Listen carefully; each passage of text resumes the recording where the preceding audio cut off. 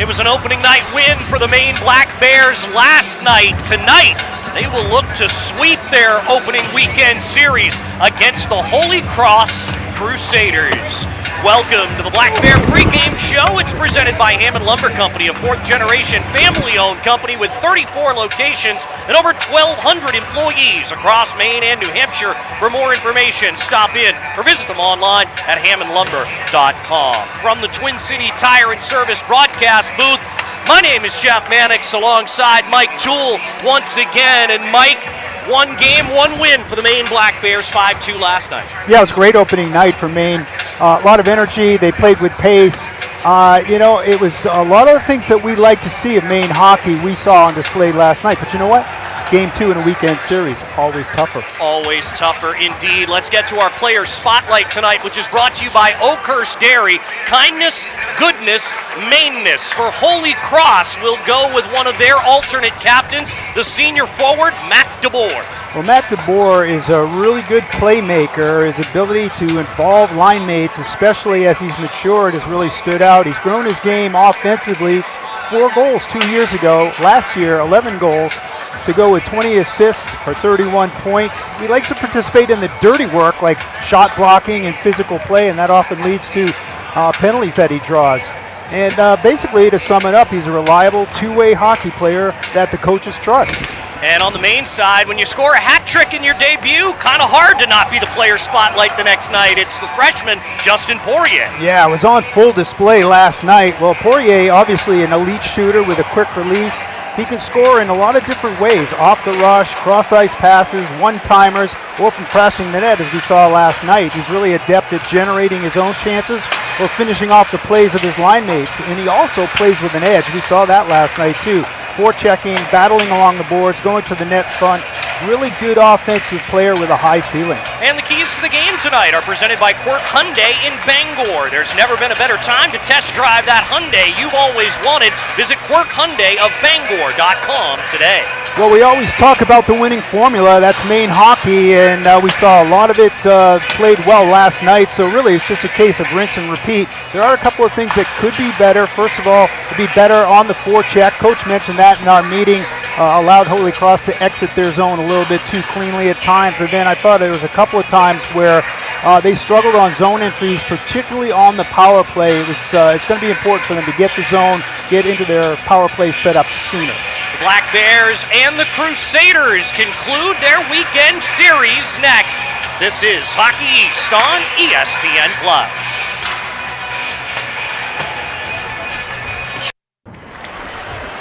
Live from Alfond Arena in Orono, Maine, the Maine Black Bears take on the Holy Cross Crusaders. Let's get to your uniform report. It's presented by UniFirst, proud supplier of uniforms to the University of Maine and businesses throughout the state for over 50 years. The Black Bears are in the traditional home look once again. The white sweaters with the navy blue and light blue trim, the navy blue pants with the light blue and white stripes, the cursive Maine across the front with white helmets. Holy Cross goes to their regular look tonight on the road. That's their regular road sweaters, royal purple with Holy Cross across the front in black letters, the white piping on the shoulders, purple pants and helmets. Tonight's starting lineup is brought to you by Martin Surplus and Salvage with 13 locations throughout Maine. You'll never have to say, I should have bought it when I saw it at Martin's. For Maine across the front from left to right, Justin Poirier, Max Scott, and Josh Nadeau. The defense pairing, Brandon Holt and Frank Jurasevich. In goal, Albin Boya, 1-0, a 2.01 goals against average and a .900 save percentage this season. For Holy Cross across the front from left to right, it's Jack Seymour, Jack Stockfish, and Noah Ayer. The D pair is Brody Gagno and Mac Oliphant. In goal, getting his first collegiate start, the freshman, Danik LaRue. This will be his first action in college hockey. Referees tonight, Alex Berard, Stephen Rouliard, the linesman Trevor Desbennett, and Connor Foley. The opening face-off presented by Maine Trailer, the official trailer and storage container company of the Black Bears. We'll get a face-off just outside the Maine zone to start as you see Justin Poirier burst onto the scene yesterday for Maine, scoring a hat trick in his collegiate debut. That's a good way to put it. I mean, we knew a lot about him coming in, and we'd heard a lot about his elite scoring ability, but it was like a coming out party for him last night. The thing that really impressed me is how hard he worked. Certainly did work hard, as did this whole first line. Josh Nadeau didn't get on the score sheet. Max Scott did in his Maine debut with 1 assist. Max Scott, by the way, celebrating his 23rd birthday today. So happy birthday, Max Scott. Frank Jurasevich with the puck. And around it goes now. Nadeau to Jurasevich. Good seal, though, by Noah Ayer. Now Holtz looks to start the breakout. Poirier backhands it in from the red line. Race between Scott and Gagnon. Turned over to Poirier, wanted to flip it to Chabrier. Got cut off. Poirier again. That one blocked. Seymour back the other way. Jack Seymour tried one as the rest of his line mates changed out. It got blocked. Friel at center. Loses the handle, but it's Marcus with it back. Miguel Marcus looking for Friel. Black Bear co-captain back out front. Marcus played away from him. Chabrier to the front. That one just missed. Got a nice shot through traffic purposefully. Low and hard, the way we like it. Nobody able to get a stick on it, but that's how Maine generates a lot of offense from the back end. Play stops here with the puck looked like went up onto the protective netting just above that high glass in the corner. So that stopped play. Just a minute 23 gone in the early going. The Maine Black Bears look to finish off their first weekend of the season a perfect 2-0. Holy Cross looking to avoid an 0-3 start to the season. Nobes from the right point, slap pass down low, not handled, gets up the boards to DeBoer. He gave it away to Sully Sholey. Sholey back in, Russell couldn't reel the puck in, just a little ahead of him. Nobes has control, backhander to the front, hit Russell's skate, wrist shot through traffic that time by Langlois, misses. Back out to center it goes. Langlois to Nobes, fanned on the first attempt to get it in. The second one is successful. Joe Salamini. I like the commitment to back checking by Sully Sholey. Coming back, sealed off that pass. Maine is able to regroup, turn it right back, get up ice, back on offense. And it all started because Sully Sholey has the willingness to back check and get into passing lanes. Owen Johnston back to get the puck for Holy Cross as Holt takes over and gives to Lucas Peterson. He's making his collegiate debut tonight for Maine, freshman defenseman, wearing number 2. Behind the goal, Komarov, Pichette tried to whack it up the boards to keep possession, didn't work out. Back the other way for Holy Cross, Owen Kim. He was not in the lineup last night, back in tonight. His shot missed the net. Brody Gagnon takes over. Pichette pins him against the boards and tries to win the puck. Max Scott down there in the battle for Maine as well, as is Poirier. As it finally comes free, the zone held by Chabrier. Scott in the corner gets buried there by Ty Gagnon. McCall ahead to Heimovich. His pass does get into the Maine zone. Chabrier turns it back to neutral ice. Brody Gagnon onto the skates of Max Scott, who gets cleaned out after he gave it up. Chabrier ahead for Nadeau. Motu looking to keep it alive for Maine. But back on the puck for Holy Cross is Oliphant. And now Noah Ayer with it, and we've got a delayed penalty coming against Maine. Oliphant to Stockfish. Jack Stockfish, the preseason conference player of the year in AHA. Lipinski touches it up, and Maine will go shorthanded, 3:55 into the game. Yeah, I think Lipinski's going to pick up a hooking call Maine number 20, 2 minutes hooking.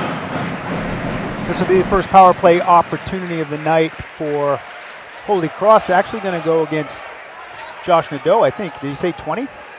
Yeah. Yep. So Josh Nadeau is in the penalty box. Maine 100% on the penalty kills so far. They were 3 for 3 last night. Holy Cross 0 for 7 on the power play so far this season. Well, they were a good power play team last year, like we talked about last night. 25% proficiency. Both special teams units were in the upper echelon of college hockey, and so that's a strength for this team. But last night, like you said, 0 for 7, credit Maine's penalty killers. So with the puck now, Stockfish to Kersonis. He was an AHA all-rookie team member last season. Maine takes the puck. Owen Fowler, who was good shorthanded for Maine last year, and he's drawn a penalty. Yeah. Jack Stockfish hooked him. Stockfish is gonna get the hooking call. That's the good effort by Owen Fowler. Holy Cross, number 19. To middle 2 ice minutes, by hook. Charlie Russell. Just kind of flipped it to an open area. Fowler's able to skate into it, but then he gets tied up by Stockfish. And that'll even things up as you get another look at it. Watch him reach in. Just as he's getting towards the boards, he just cannot lay a stick on your opponent parallel to the ice. Used to be that was nothing. Yeah, I was going to say, back when you were a linesman, that would have been Oh nothing, my gosh, right? yeah, you could hook on and go for a ride like you're a water skier. So Not anymore. We'll skate 4-on-4 for 1:31. That first Holy Cross power play lasted only 29 seconds before they took a penalty. Shot by Nobes off the draw, stopped by LaRue, and he stopped the follow-up by Fowler as well there. So LaRue with a couple saves to start the game in his first collegiate action. Seymour now. Look to go back to the point, finds Will Elias, and that is gloved by Albin Boya. Well, Elias, that's the right play. Get the pucks on net, but Maine is in good shape defensively. Everybody's marked up, and then Elias has got a lane to the net, but you shoot on Albin Boyer from that far out, a wrister, he's going to come up with that save every time. 4-on-4 for another 1:13. And then Maine gets a power play, a brief one, of about 29 seconds or so. Shot ahead by Bodie Nobes, and then he got crunched after he let the puck go. McCall turning it out to center for Ty Gagno. Ty Gagno poked off his stick, and that allows Lipinski to turn the other way. Lipinski drop pass to Peterson, score! Jaden Lipinski on the give and go. He's got 2 on the opening weekend, and Maine has the lead. Maine back checks aggressively. Thomas Pichette comes back, he overskates the puck, but Maine's able to get control. They get bodies and players up ice. Now it's 3-on-2. Nice rotation, and it ends up going to Lipinski for the nice finish. Lots of net to shoot at. Danik LaRue he's confused about, am I going to cover the shooter, or is there going to be a pass? And of course there was a pass, and nice the way those guys sort of filled those lanes. They kind of mixed and matched, and got Holy Cross kind of confused in their coverage, and that opened up the lane for Lipinski, and he buries his chance. Maine takes the 1-0 lead. So that should be Lipinski's second of the season from Lucas Peterson, who will get an assist on, I believe, just his second collegiate shift. Scholey shoots it back in for Maine. Take that back. Jeremy Langlois gets the assist. So number 7, not number 2. My apologies there. And it's a 1-0 Maine lead. Well, part of it is recognition, okay? Recognizing when you can take chances, and 4-on-4, it's always a little bit dicey as to when you can do that, because it's not the usual, configuration of players on the ice. But Maine recognized it quickly, got guys up ice, created the odd man situation, and executed a beautiful passing play from left wing to right wing. Seymour fanned on a shot attempt. They call it offside at the blue line. Maine is now on the Versant power play, powering communities in northern and eastern Maine since 1924. Now we take that back. That was not an offside call. That was a too many men on the ice call against Maine. So the Black Bears now, that power play lasted a grand total of 13 seconds, and now will be 4-on-4 again.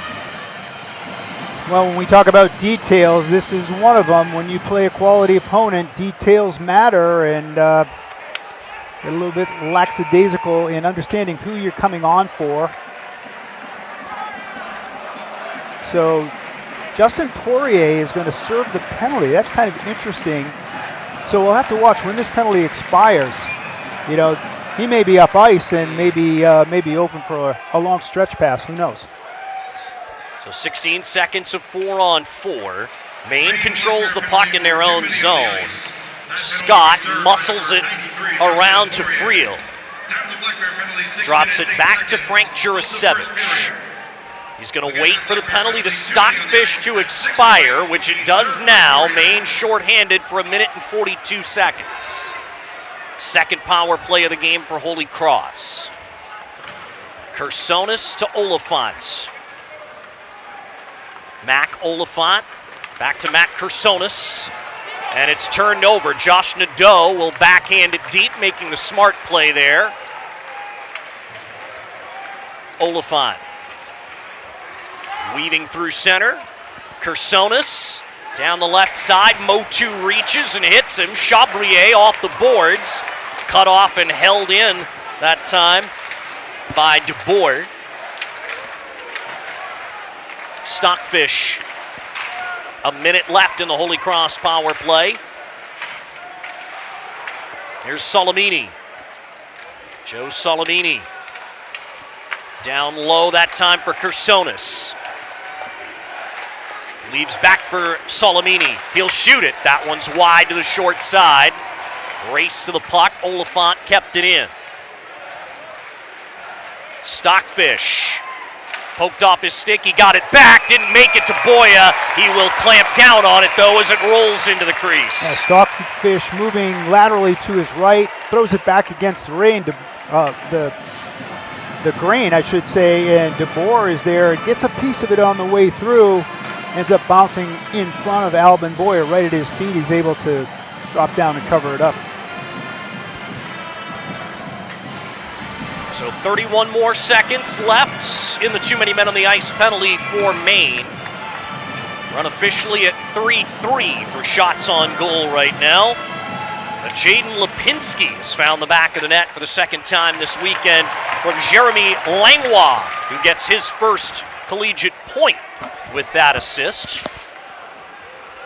Langlois again playing in just his second game in a year and a half. He spent that time out with a knee injury. That took away half a season with the Rowena Huskies in the QMJHL. He's an Arizona Coyotes draft pick. That's number 7 in white. He's on the ice now. Heinke gives away to Nobes as the penalty is over, and it is Poirier again coming out of the box who served that penalty. Yeah, they thought about it for a second, just couldn't get a handle on it. Charlie Russell on the right wing side tried for a second to get it up to Poirier, just not able to corral that puck for a second. They might have had an odd man situation, but did not materialize. Rolls behind Boya's net. He'll leave it there for Langlois. Now Frank Jurasevich to Langlois. Jaden Lipinski. Lipinski moving through center, tied up by a couple defenders. Heimovich takes the hit from Lipinski. Jaden Lipinski jarring the puck free. Lipinski loses to Brody Gagno. Heimovich at the red line. In with it comes Connor Welch, who scored his first collegiate goal last night. He's a sophomore.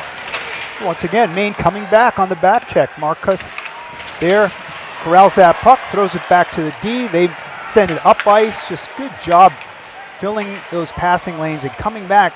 Back checking takes so much effort. Everybody is effortless in the offensive zone. Marcus tried to get it to Gerrois down low, but it hit his skates. Chabrier held in briefly. And now the puck goes back into the Holy Cross zone. Race for it between McCall and Nadeau. McCall got there first. DeBoer bounded around, gave it away to Poirier. Shot in by Peterson. McCall poked at the puck. Out with it comes Kersonis. Now Salamini up to the red line, but only that far. Nobe shoots back in.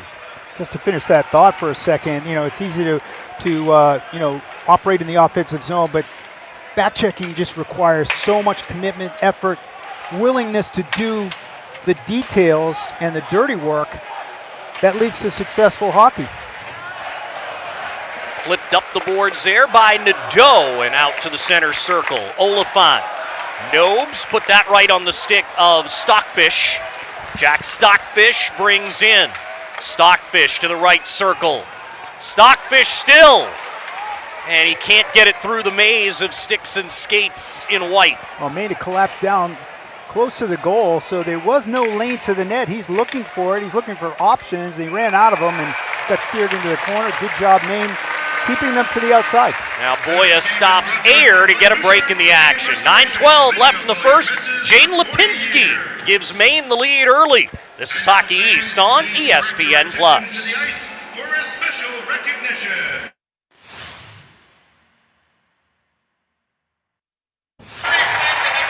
The official sponsor of tonight's game here at Alfond Arena is Maine Fire. And today's local business of the game, presented by the City of Old Town, is Canoe.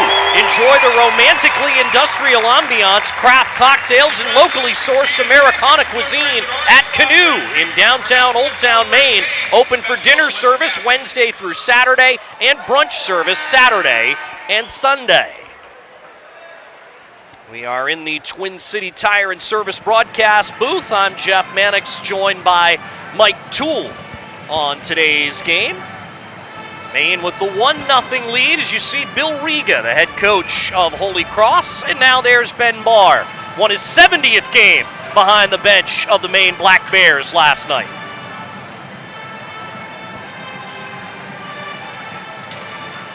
We're ready to go with the face-off to the right of the junior netminder Albin Boya. The Maine Black Bears, he was a finalist for the Mike Richter Award for the best goalie in all of college hockey last year. That went to Jacob Fowler of Boston College, who's moved on to the pro ranks now. He was pretty good too. He was very good, no doubt about it. Yeah. One of the only ones that could rival Boya, in fact, last year. Yeah, seemed to save his best games against Maine too, for playing against Maine. Yeah, shut him out once down at BC last season. In fact, Maine's got to go to BC again this year. Second straight year that Boston College does not make the trip to Alfond Arena. It's going to be tough. Obvious statement.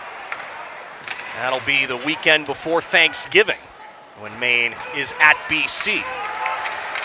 Here comes Holy Cross. They might have numbers.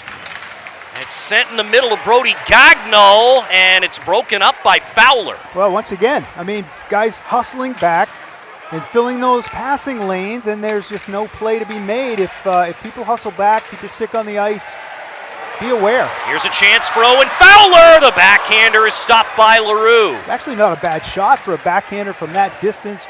Going to his right, throws it back to his left. Actually got a lot on it, and Danik LaRue had to make a pretty good save. Marcus to Lipinski. Friel on the left wing. Good job to push him to the boards, though, by Lachlan Getz. And now the Crusaders come back in. That's Welch on the puck on the right wing. Ty Gagno. And Thomas Friel comes away from the scrum with the puck. Brandon Holt now for the Black Bears. Nearing 7.5 minutes to go in the first period. Nobes to Langlois. He'll go cross corner to the right. Max Scott picks it up, sends in front, but it is smothered by Danik LaRue. Yeah, tried to get it to Poirier, who's in the blue paint. just right at his feet, and by then Holy Cross had recovered. We've got another break in the action with 7:24 left in the first. Maine over Holy Cross, 1-0. This is Hockey East on ESPN+.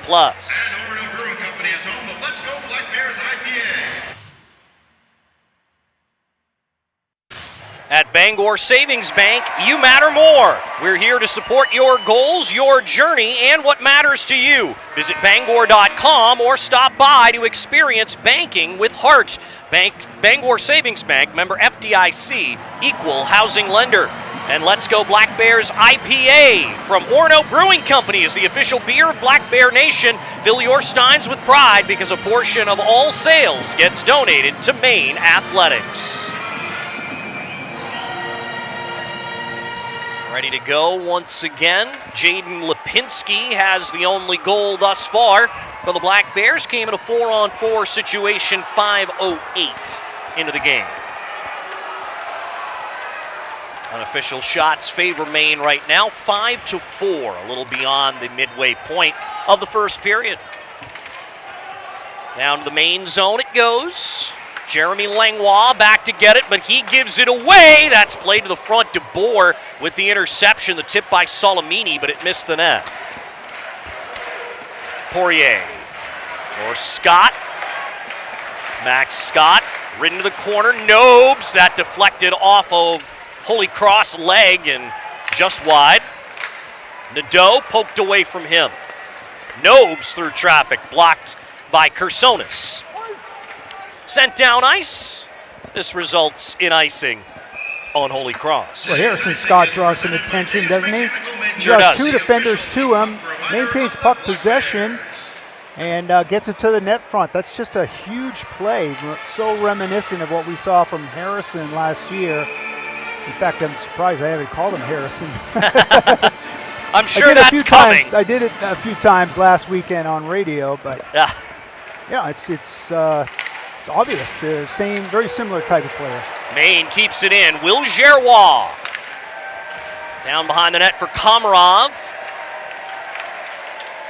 Gerrois scored 30-plus goals last season in the Ontario Hockey League with the Ottawa 67s. Not a bad little player to have on your fourth line. Oh, for sure. Jurasevich shoots this deep. When you get production out of your fourth line, you know you're doing a lot of things right. And last night they had the first goal of the night, and they were effective all night long. Brandon Chambrier able to dump in. LaRue to Quinn McCall. Now Seymour. Seymour brings in Ayer. Loses to Motu. That zone held, though, and Boya with a stick save on Oliphant. Motu went into the wall pretty awkwardly. Skates first. Russell. Poked at by Brody Gagno, who's broken his stick on the play. Could be holding. And Fowler. Now Sholey overskated the puck.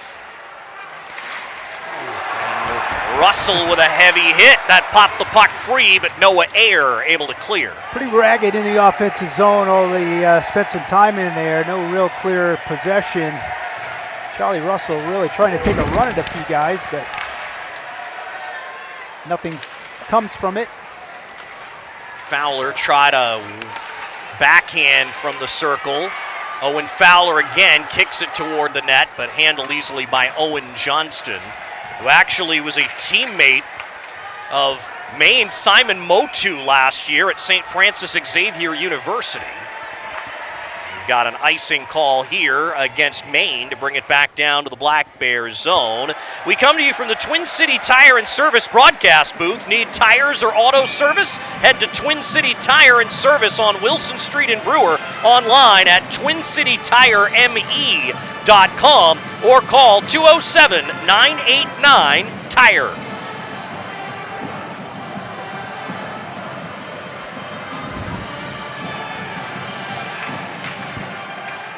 Sholey on the draw for Maine against Ty Gagno.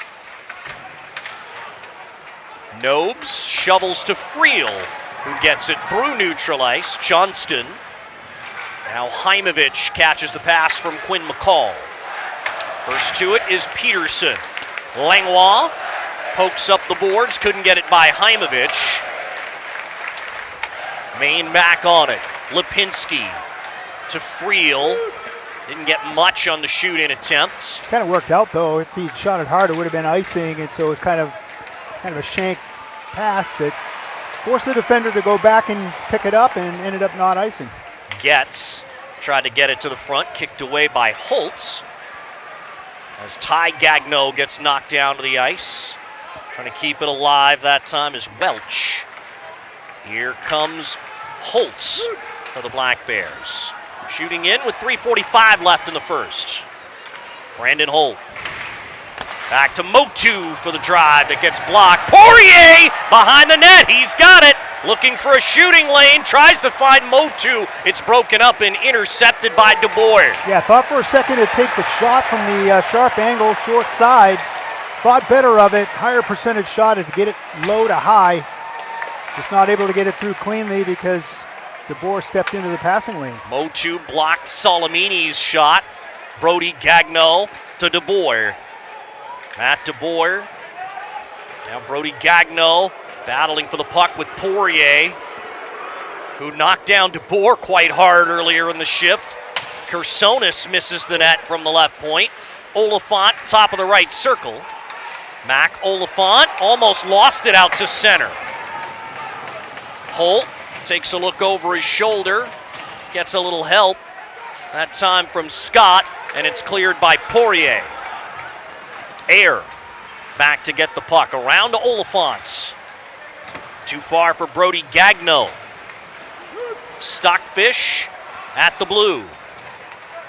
Gets it into the main zone. Jurasevich almost caused the turnover. The shot is blocked. Jurasevich knocked that away from Ayer, and a hand pass indeed is called.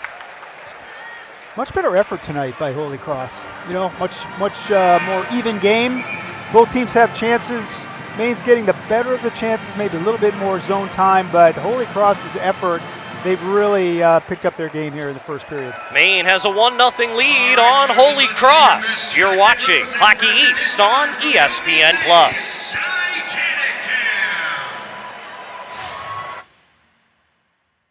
This broadcast is brought to you in part by Renewal by Anderson, the official replacement window and door company of the Black Bears. And Dean's Detailing has been Maine's auto detailing leader since 1971. Renew your vehicle's appearance, protect your investment, and enjoy the ride. Book your appointment at deansdetailing.com. There's a look at Bill Riga, 5th year as the head coach of the Holy Cross Crusaders, now a .500 record after the loss last night. Prior to becoming the Holy Cross head coach, he was the associate head coach to Rand Pecknold at Quinnipiac. I think you might have learned a thing or two from Rand Pecknold. 100%. Probably. 100%. That guy can coach. Also, you might recognize him as a former player at UMass Lowell from back in the day. He played under Bruce Crowder as the head coach, who was a former Maine Black Bear player. Mid-90s? That's right. Tim Whitehead was his assistant there. He went on to become Maine's head coach in the early 2000s. Coaching them to 2 national championship games in 2002 and 2004. With the puck now is Holy Cross again. The try by Welch blocked by Holt. A little bit of a dangerous pass there by Maine, but Marcus to Lipinski. Good entry. Friel and Lipinski both reached out for it. Neither could control. Boya to Motu. Marcus doesn't pick it up. Abgral does. Elias tries it. Boya didn't look like he saw it. Boy, he had Heinke set up on the right wing side for a one-timer. I don't know if he didn't see it or what, but that would have been a dangerous option for them. Whoa. We'll get a whistle here. Lachlan Getz throwing his weight around a little bit on Sholey. Play stopped there after Simon Motu ended up with 2 sticks in his hand at once. We'll see it here. Yeah, he wasn't sure which one was his.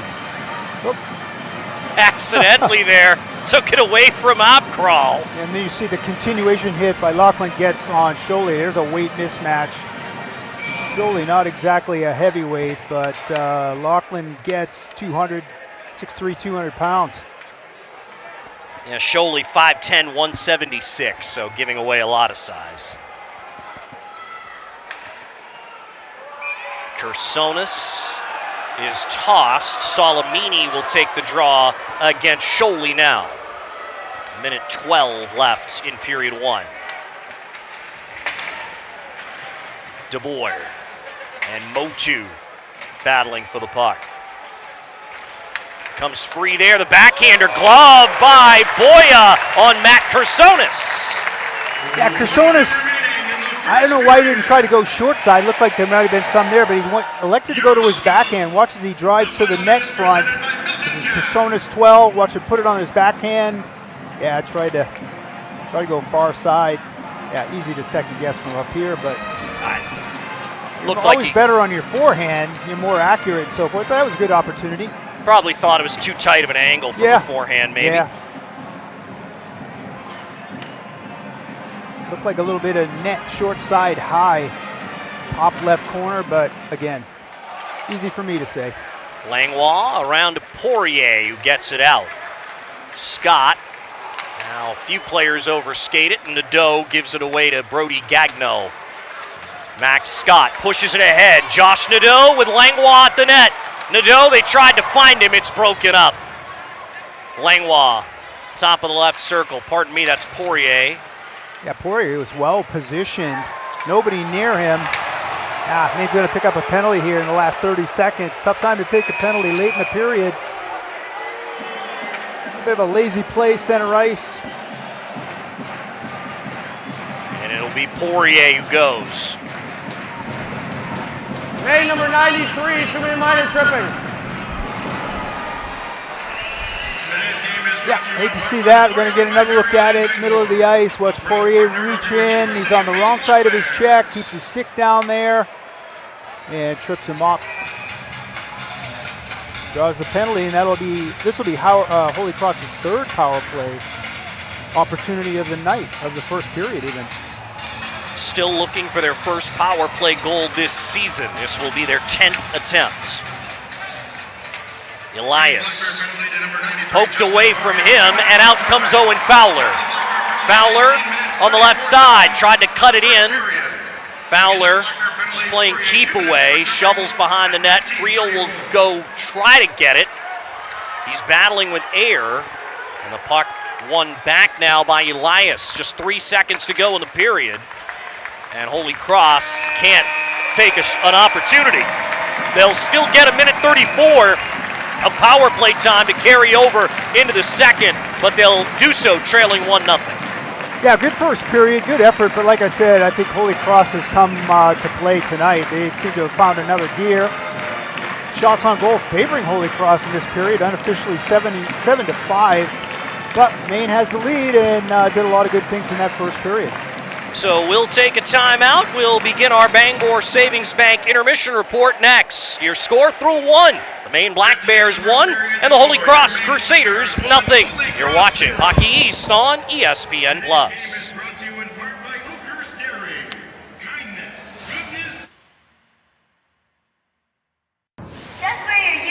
Back for the Bangor Savings Bank first intermission report. The Maine Black Bears have a 1-0 lead over the Holy Cross Crusaders. The intermission report is brought to you by Bangor Savings Bank. At Bangor Savings Bank, you matter more. We're here to support your goals, your journey, and what matters to you. Visit Bangor.com to stop by to experience banking with heart. Bangor Savings Bank, member FDIC, equal housing lender. We welcome you back into the Twin City Tire and Service broadcast booth. I'm Jeff Mannix. Tonight's game sponsor here at Alfond Arena is Maine Fire, and we are joined by the Vice President of Operations at Maine Fire, Chris Mayhew. Chris, thanks for being here. Great to see you again. Oh, yeah, it's fantastic to be back in the Alfond. Absolutely.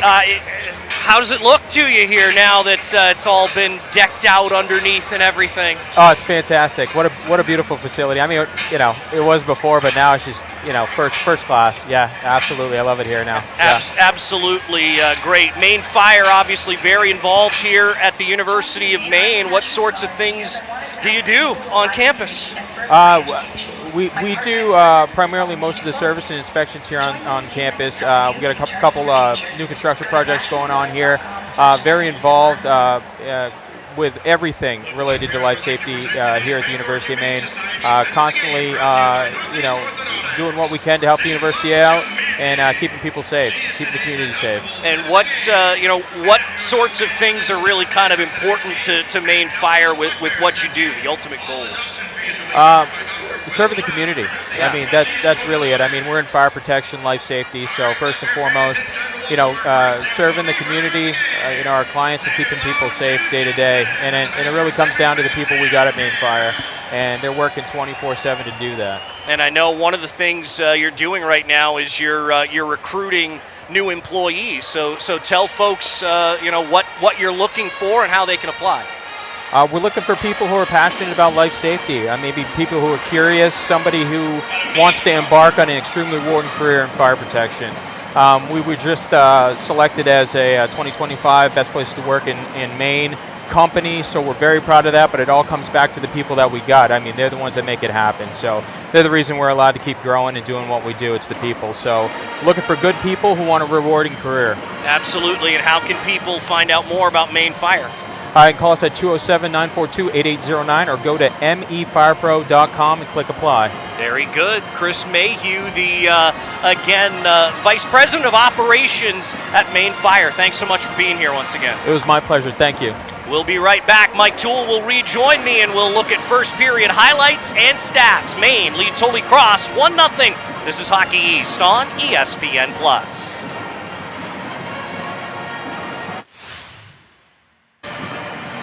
We continue on the Bangor Savings Bank Intermission Report. Bangor Savings Bank, you matter more. We're here to support your goals, your journey, and what matters to you. Visit Bangor.com or stop by to experience banking with heart. Bangor Savings Bank, member FDIC, equal housing lender. And now back in the Twin City Tire and Service broadcast booth is Mike Toole. Maine has the lead, but Holy Cross certainly, I think, acquitted themselves better tonight in the first period than they did in any period last night. So true. That's a pretty even period. Outshot Maine 7-5, but quality scoring chances by my count, looking at the shot chart, 4 for each team, and so a lot to like about what Maine did, but it's very obvious Holy Cross has found another gear tonight. Maine's fortunate to have the lead, though. Let's see our first period highlights as the Black Bears did get an early 4-on-4 goal to get things going. Yeah, it's a really nice play by Maine as they head up ice. This is Brandon Chabrier puts the puck on net. Now this is off the face-off. They're getting pucks and bodies to the net like they did last night. This is the 4-on-4 chance, so Jaden Lipinski, Langlois back to Lipinski, so nice finish, beautiful play, nice little tic-tac-toe passing sequence there. And Danik LaRue is busy in that first period. Maine tested him. This is another look at the goal. Nice finish by Lipinski to put Maine up on top at 5:09. Then there were chances the other side, and they challenged Albin Boya, short side there. They try to go up high. Here's Stockfish. He gets the puck there. There's DeBoer on the cleanup. Got a piece of it on the way through. Couldn't quite get the rebound. Albin Boya is able to save that and hang on. Owen Fowler shorthanded. Good backhand opportunity. And Holy Cross had 3 power play opportunities in that period, unable to convert. That's something Maine's going to have to clean up a little bit. You can't continue to give a quality opponent more chances on the power play. A couple of good board battles, and then this is Chrysonis.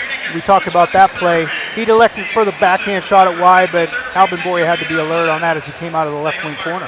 Absolutely, as we'll see the stats here in a moment through one period. Holy Cross with the better of shots on goal, better of shot attempts here as well. Maine does have the lead, but that's certainly not something Ben Barr and his staff will want to see. Well, you know, you got to expect the second night is going to be harder. It always is, and teams don't like to get embarrassed, even on the road. And, you know, I think every team that comes into Alfond Arena wants to prove something to these fans that they got a good team too. And credit Holy Cross for finding another gear and really coming with more purpose, more speed, more jam to their game, and giving Maine a lot more to deal with in that first period. So the Black Bears have the 1-0 lead over the Holy Cross Crusaders. We'll come back and drop the puck for the second period next. This is Hockey East on ESPN+.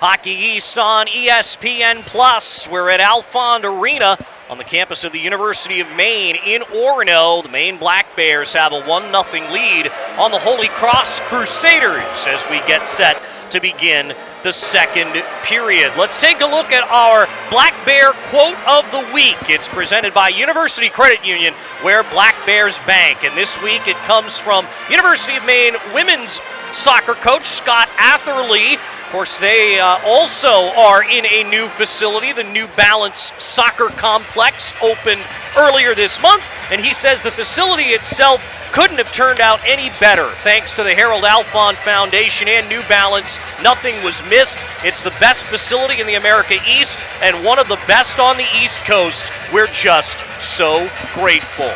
Your quote of the week brought to you by University Credit Union. We come to you from the Twin City Tire and Services broadcast booth. Jaden Lipinski scored the first period goal for Maine to put them in front, but the Black Bears will be on the penalty kill for the first minute and 34 seconds of the second period. You see Ben Barr there again, won his 70th game as Maine's head coach last night. Starting to rack up the victories. Of course, already has won a Hockey East championship. Won that in year 4. Maine's first Hockey East crown in 21 years.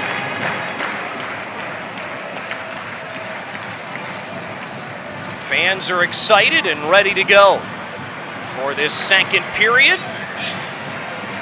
And it will be Justin Poirier in the penalty box, taking a tripping penalty in the final minute of the opening frame. Well, not exactly where you want to see your top scorer sitting is in the penalty bench area, but he's there nonetheless. Got on the wrong side of his check, reached in, and picked up a tripping penalty late in that period. Should get a look there again at Danik LaRue. He's a freshman playing in his first collegiate game tonight for Holy Cross. 4 saves on 5 shots thus far. I'm sure Maine would love to put more pressure on him here in the second. Well, I think if you're Holy Cross, you're waiting for one of your 3 guys to emerge. They just don't have a lot of depth back there, or experience, I should say. They lost Thomas Gale last year, their number 1 guy, played in all but 1 game, I believe it was. And so they're left with guys with little to no experience, and they're trying to figure out, can somebody really wrestle away that starting job and emerge as their number 1 guy. Second period face-off was brought to you by Maine Trailer, the official trailer and storage container company of the Black Bears. Shot deep by Holy Cross. They do establish possession in the offensive zone. Oliphants to DeBoer. Back DeBoer to Solomini. Joe Solomini. Side of the right circle. Not a lot of rotation from Holy Cross. Stockfish wanted to get it in front. Jurasevich cut it off. Stockfish back to Oliphants. Twists that to Stockfish. Keeps it going to Solomini, who's leaned on by Holtz. Stockfish around. Too much on it for DeBoer to keep it in. Now, good defensive structure by Maine. They stay disciplined. They stay in the middle of the ice. Let them work the outside. No pucks through on Alvin Boyer on this power play sequence yet. Oliphants Weaves in around Langlois. The shot by Heinke blocked by Langlois. Back out front, doesn't make it to Boya. The block that time by Chabrier on the try by Michael Abgral. Now Maine comes away with it. Just 10 seconds left on the Holy Cross power play. Fowler chops at the puck and gets it into the Holy Cross end. Turned over there to Fowler, who tried a shot that's blocked by Air.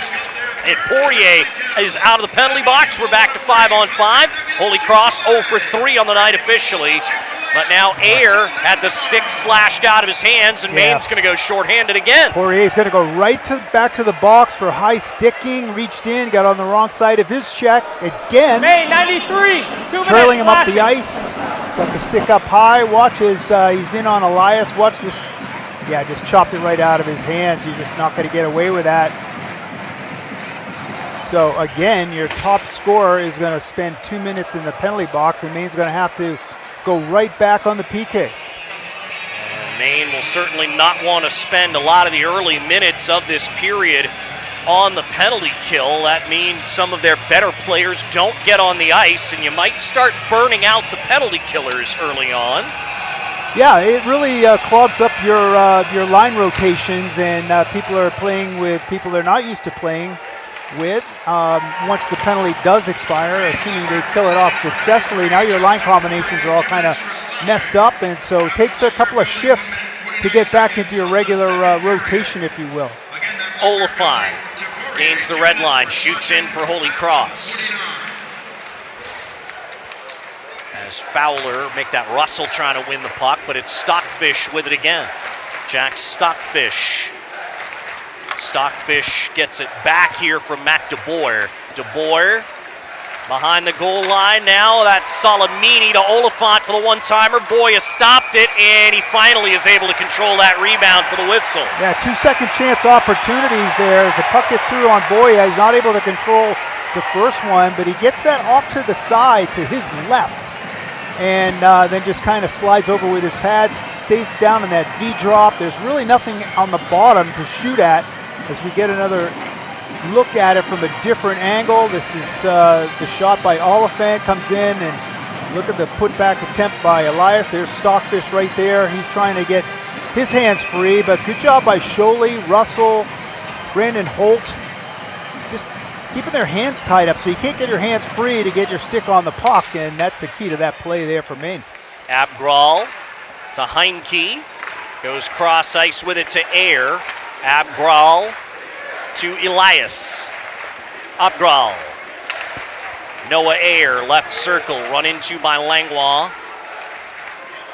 As the puck taken back by Seymour. Elias. Abgral. Abgral to Elias again. One touch back by Heinke. Holy Cross working the perimeter. 45 seconds to go on the power play. They tried to hit Heinke back door. The pass behind him. Elias, Ayer, Abgral, and Ayer. Ayer slides that one to Seymour. He'll turn and shoot off the stick of Fowler and out of play.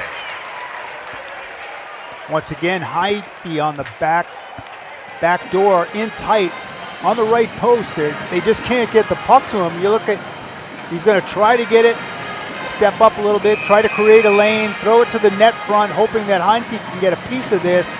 Ends up deflecting up into the screen. 30 more seconds left on the Justin Poirier slashing penalty. Holy Cross's fourth power play of the night. Still looking for their first power play goal of the season. Currently 0 for 10. Whipped around here. The shot misses the net that time from Kersonis, and it banks all the way out. That was a missile, and you have to hit the net in that situation because of that very reason. You shoot it wide like that, comes off the far corner, and it goes all the way down 200 feet. So you're really helping out the penalty killers if you don't hit the net in that situation. Johnston able to keep it in. The Poirier penalty over, and Boya makes another save. Yeah, nice shot there by Oliphant in on Boya. Boya wasn't quite sure where it was, but he knows it's somewhere in his midsection as he drops down into that V and watches Oliphant just wrists it Boy is kind of looking for it. He knows he's got it in there somewhere, but he's not quite sure, and he's able to hang on. So Maine at full strength now for really the first shift this period. As it slides free to Nobes. And that makes it into the seats as it deflected off a few sticks. The face-off will stay in the neutral zone. Well, one of the other things that happens when you take back-to-back penalties, you really get out of sync offensively. Not only your line combinations, but everybody's kind of used to playing defense. They're not into the flow of it offensively, and it takes a shift or two sometimes to get that back. McCall got to the puck first. Giroir tried to dig it free. Now Marcus has it. Nobes from the right point. Bodie Nobes backhands it down low. Giroir got a stick to it. Marcus couldn't find the puck, though. He had an open side. As a Maine player caved in there, Lipinski able to keep it in. Saucers toward Langlois, but he couldn't make contact with the puck, and it's cleared out by Welch.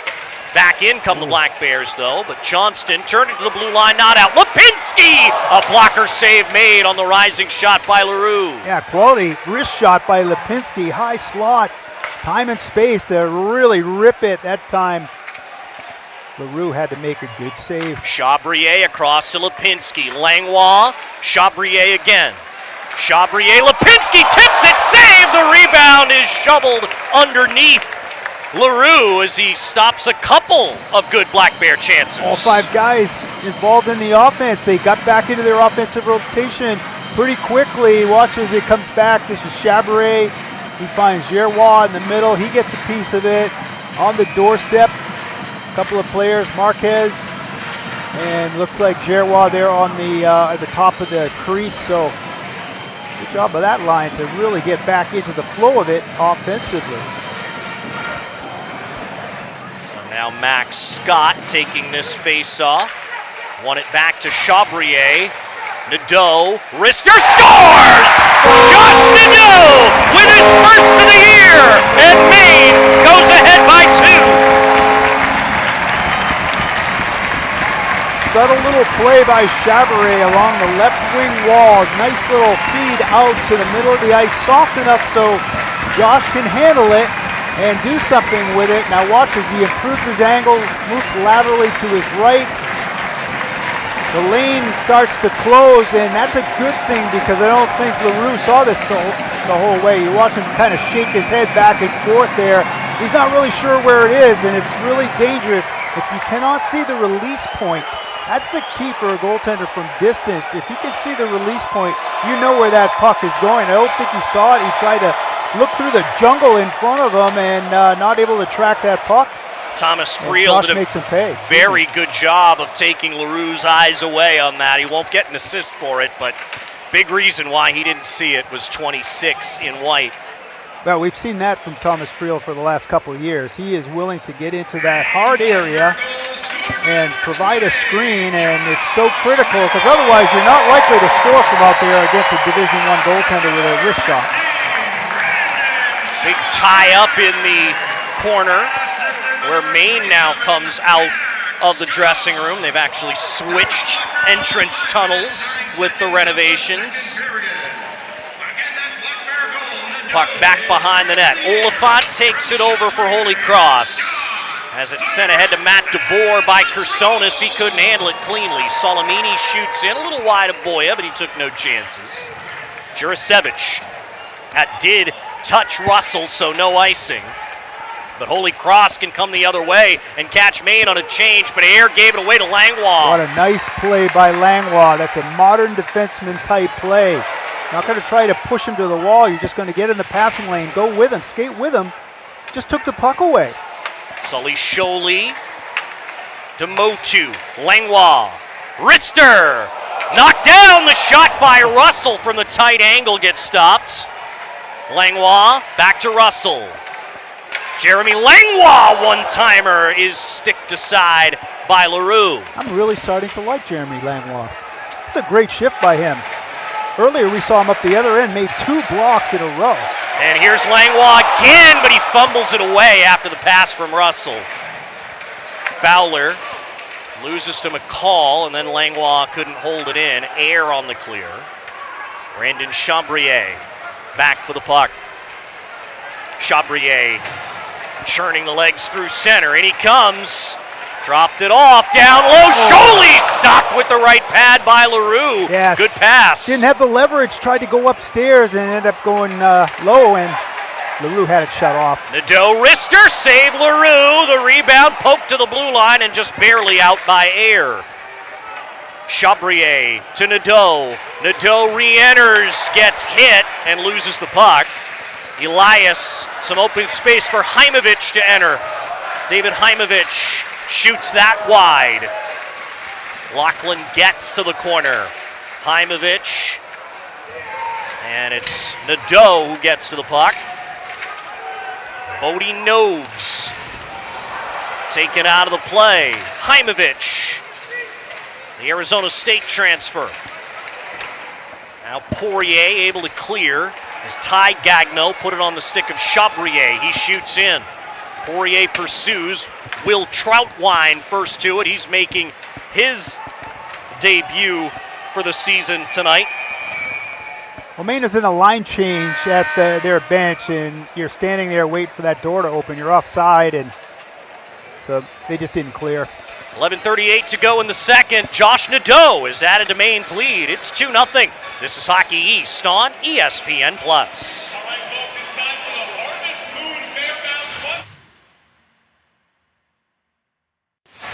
Tonight's broadcast is brought to you in part by University Credit Union, where Black Bears bank, and they want to know, how do you see you? Open your UCU account today at ucumaine.com, federally insured by NCUA.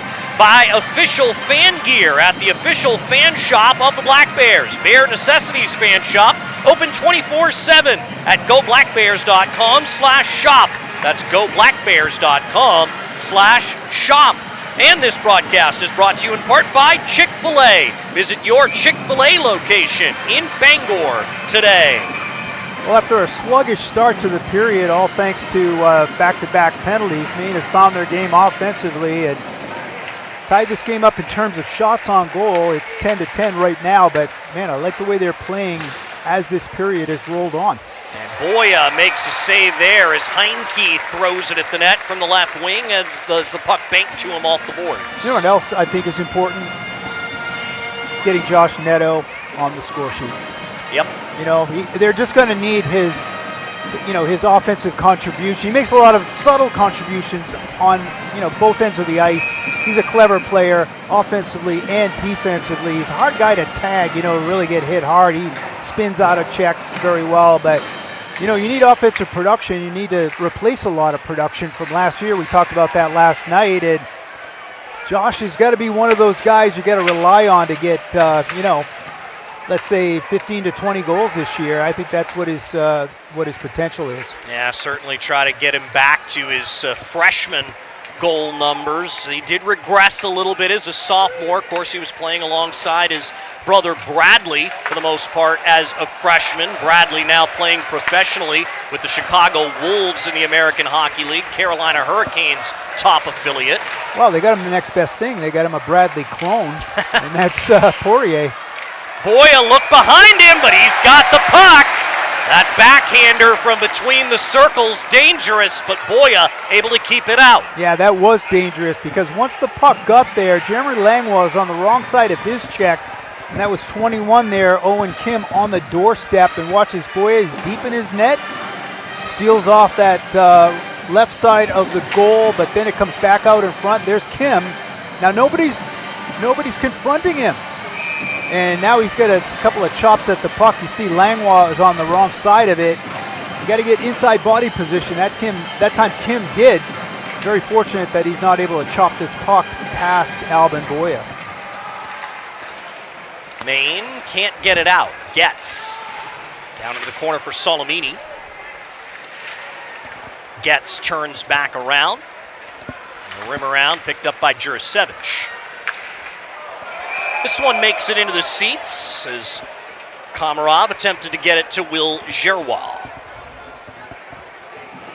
If you're buying or selling a home, call the official home team of the Black Bears, Berkshire Hathaway, the Emily Ellis team, and CMG Financial. These all-stars have you covered for all your real estate needs, and they make a donation to Maine Athletics for every sale. Tell them Bananas sent you.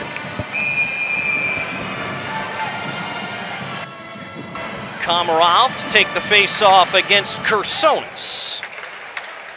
Nobes fires back in for Maine. It's Quinn McCall. And Komarov digging at the puck hard for Maine. He was able to jar it free. Motu's one-timer missed the net. Bouncing puck, but he got good wood on it. Nobe's shot is tipped just wide by Giroir. Poked away from Pichette. Komarov had it at his feet. He didn't realize it. It's DeBoer shooting back in. Nobes to the puck first for Maine. Salamini down in the corner.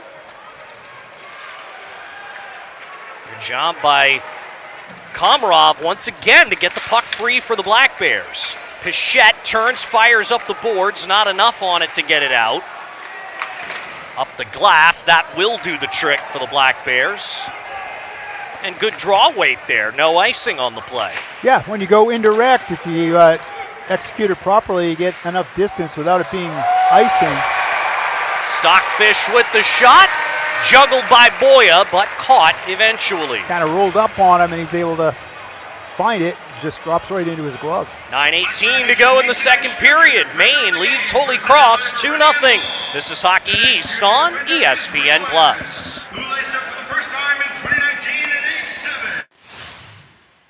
An inside look at Black Bear Athletics at the Black Bear Coaches Show, Wednesday night at 6 at the Sea Dog Brewing Company in Bangor. If you can't make it in person, tune in on the Black Bear Sports Network, the Black Bear Nation app, or go blackbears.com. This game is brought to you in part by Dirigo Pines, where it's not like home, it is home. Dirigo Pines makes senior living simple. Start planning your retirement today by contacting Jenna Bean to schedule a visit. And tonight's game is brought to you in part by UniFirst, proud supplier of uniforms to the University of Maine and businesses throughout the state for more than 50 years. Jeff Mannix and Mike Toole from the Twin City Tire broadcast booth, Twin City Tire and Service broadcast booth. And the puck immediately skips out of play, so we'll do a face-off again in the main zone.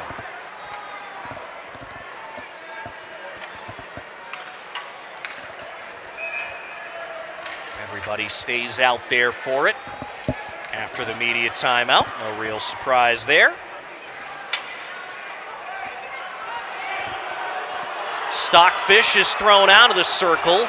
No, he's not actually. They're just repositioning players on the face-off. I think they are actually okay, crossing them. he is.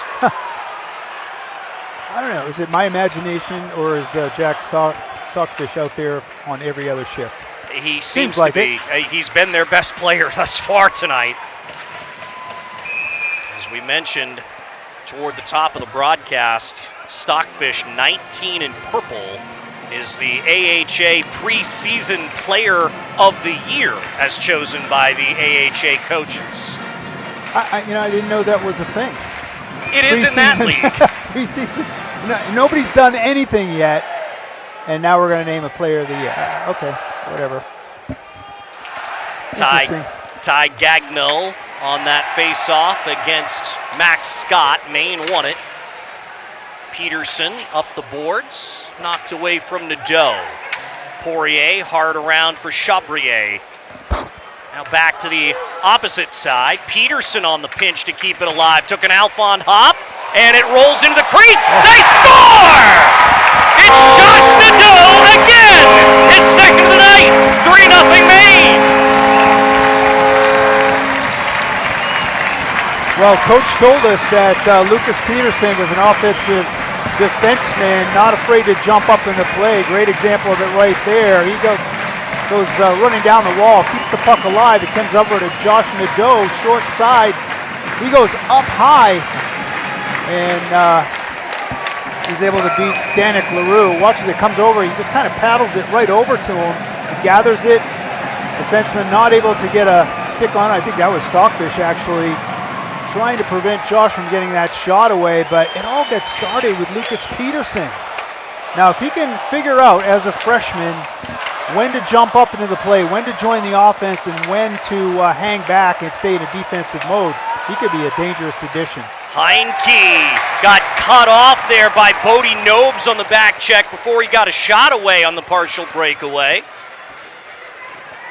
On the puck again is Owen Kim. Got it toward the front. Abgral. As Kim staggers to the bench and goes off, and now Langlois is down after taking a hit. Fans want an interference call. It's not going to happen. Langlois had the puck. Looked to dish it, and I think right after he dished it, we'll have to get another look at it, but Langlois is up and off the ice. Breakaway now, Matt DeBoer, and he missed the net. Holt got a piece of his stick before the shot. He got rushed by the back checking of Holt. I've been talking about it all night long. The back checking by Maine. If you don't make contact, he knows you're there, and it kind of forces that shooter to rush a little bit. But I think you're right. I think Holt got a piece of it. Got an icing call now against Holy Cross. We come to you from the Twin City Tire and Service broadcast booth. Need tires or auto service? Head to Twin City Tire and Service on Wilson Street in Brewer. Online at twincitytireme.com or call 207-989-TIRE. Well, that was Matt DeBoer, the guy that we profiled at the beginning. Their coach's challenge for a major penalty on the play. Beginning of the segment, and now we're going to get a challenge. I think on the hit by Langlois. I think they're going to take a look at that and see if that shouldn't have been a penalty. I think the fans were thinking interference, but of course you lay a guy out like that at center ice, it looks pretty obvious, but let's see what the referees come up with, and maybe we can get another look at what happened. There's Langlois on his man. Now he comes up with the puck. Now he's looking to get up ice, looking to dish this thing. He's got possession. Did they make contact with the head? That is going to be the question. I don't think so. I think the shoulder was shoulder to shoulder. Here's another look at it. And as he's looking to dish the puck, watch the player come off the bench. From that angle, it looks like he might have caught some of the helmet right up under the chin.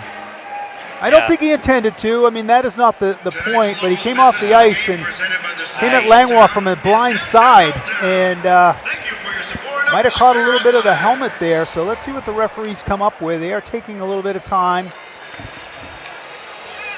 That is Joey Salamini, by the way, who came off the bench. And I wonder, because it almost looked to me on that slow motion replay, Mike, like Salamini lowered his left shoulder a little bit and just caught Langlois underneath his chin. Yeah, you might be right. And of course, when you're carrying the puck, you're bent over a little bit. Langlois stunned. He's being attended to there, getting a little bit of pain management. After the review, it was determined there was no major penalty on the play. Maine loses their timeout. So that unsuccessful challenge means Maine loses its timeout. So the timeout is brought to you by the official jeweler of the Black Bears, Designs by Aaron, where Maine goes to get engaged. Well, not a bad use of the challenge there. That's a call that could have gone either way. I think we've seen it before where we get surprised that it does actually get called as Salamini comes off the bench. Kind of tucks the arm up under the chin a little bit, but not enough to rise to the level of a contact to the head penalty. Saved by LaRue as the puck pinballed in on him. DeBoer gets into the zone, but loses the puck to Jurasevich. DeBoer going behind the net, and it's Holt to take it away. Up to the red line. Salamini has the puck. DeBoer bounded out of the zone. He had to tag up before he tried to pursue. Jurasevich to Holt. And that is too far for everybody, but Gerrois is the first to the dots, and Marcus got hit away from the puck. He's a little stunned as he goes to the bench. Crowd wants a penalty, but now Maine's already used its challenge. So if the referees want to look at it themselves, they can, but Maine cannot ask them to. Yeah, actually, that's not right. They still can. They just take a penalty if they do. Yeah, I don't think they're going to after that last experience. Of course, it's different if you're ahead 3-0 and you got your offense firing on all cylinders. Let's try to get another look at Marcus. He's going to be on the blue line. Yeah, right there. Oh, that's interference, isn't it? Oliphant, yep. Wow. Let's put that in the category of missed call. Oliphant stepped up on Marcus. He had no possession. He wasn't even near the puck as Maine had cleared it in, and they had Max Scott, I believe it was, onside, but in good position to prevent icing. Good hit by Gerrois there that brings the crowd to its feet. Troutwine gets that one around to Owen Kim. Kim into the zone, shoots it, sticked away by Boya. Heinke tried to center for Abgral, broken up. Thomas Pichette shoots it in for the Black Bears. That's a good play by Pichette. I mean, he avoids the initial contact, gets himself in a position to get it over the red, get it deep. Quality play in the neutral zone by Thomas Pichette. Oliphant shot into the legs of Nobes. Max Scott drops for Nadeau. Nadeau cutting in. He's got two on a hat trick. Poirier, who had one last night, fans on the puck in the air. And now Kersonis out for Holy Cross. Oliphant up the boards to Kersonis. Kersonis weaves in. Backhands to the front. Only Nobes was there. Chopped out by Max Scott. First to it, McCall. Almost given away. Nadeau near the end of a shift, though. Doesn't have enough to take it away from Johnston. Shot back in by Stockfish. Maine back on it. Poirier up the boards as we hit the 5-minute mark to go in the third period. Second period, rather. Johnston for Stockfish. His shot deflects wide off a Maine player. Boya down in his crease, back up as the puck's behind the goal line. Motu able to get it toward the blue, but not out. And now Scott able to muscle it out. Really like the play by Motu to get into a blocking position against Stockfish, who's in a quality scoring area, and great job by Motu to force that shot to go wide. Stockfish lifts it into the zone for the chase by Noah Ayer, who gets there first. Ayer, the transfer from Quinnipiac. Kim, pass blocked by Nobes. Brody Gagno gets the return pass from Salamini, and Boya with the glove save, and Abgral with a chop at him, and will take a penalty. Yeah, he's going to get a high sticking penalty after the fact. Tried to get a piece of that shot as it came through, and got the stick up high, and got the stick up high on. I think that was Fowler. Try to feed him a fire diet, if you know what I mean. So Maine will go to the power play. When we come back, the Black Bears lead the Crusaders 3-0. This is Hockey East on ESPN+.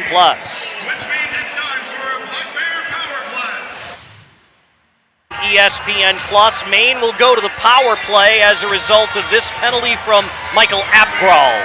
Yeah, watch his players converge at the end there, and Abgral gets the stick up on Sully Sholey.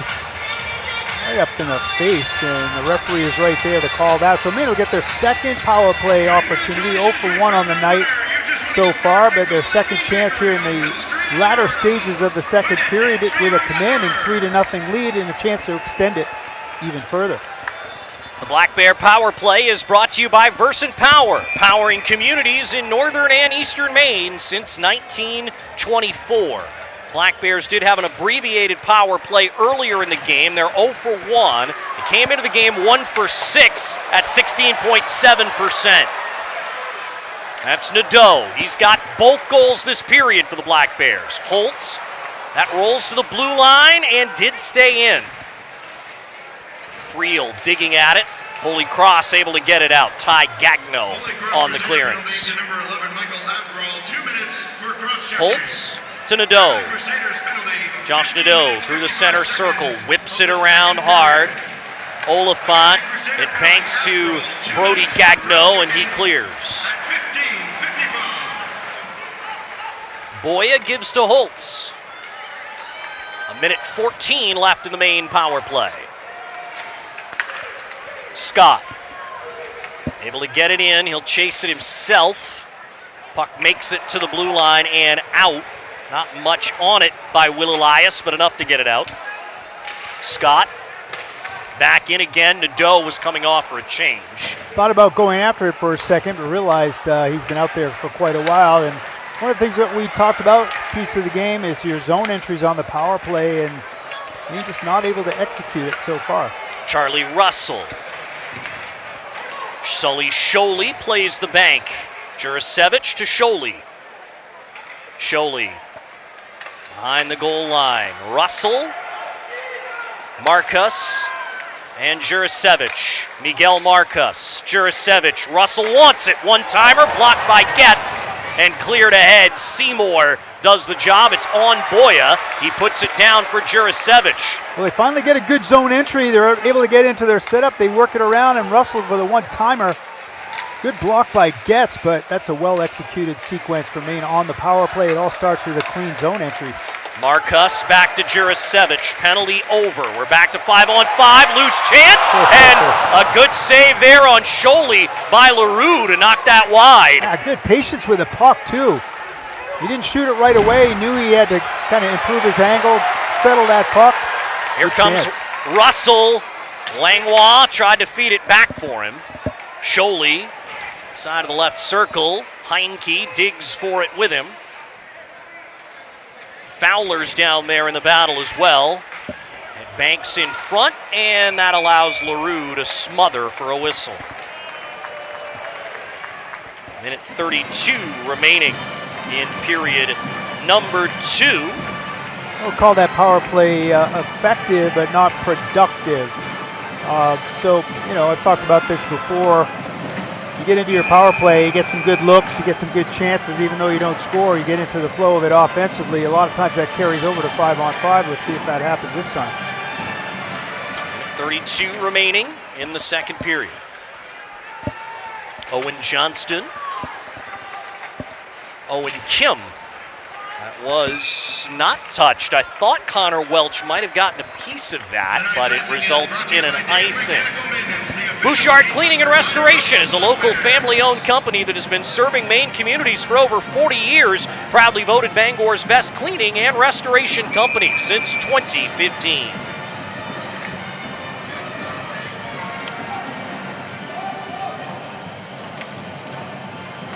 Gagnon against Lipinski on this face-off. Lipinski. Peterson, now Chabrier. That one pinballed wide. Sounded like it touched something on the way. In comes Kim, who shoots that, but it's gloved again by Albin Boya.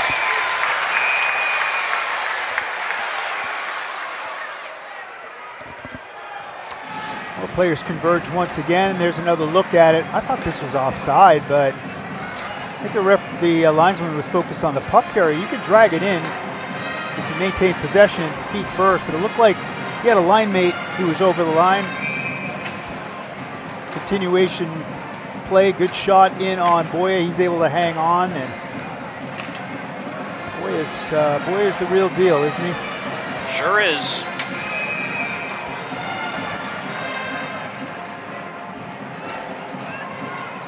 Ready for the face-off to Boya's right. Max Scott, the birthday boy, against Matt Kersonis, and now against Joey Salamini.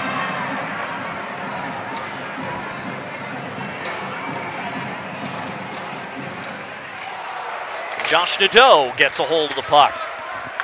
Oliphant picks it up at his own blue line. Kersonis to DeBoer.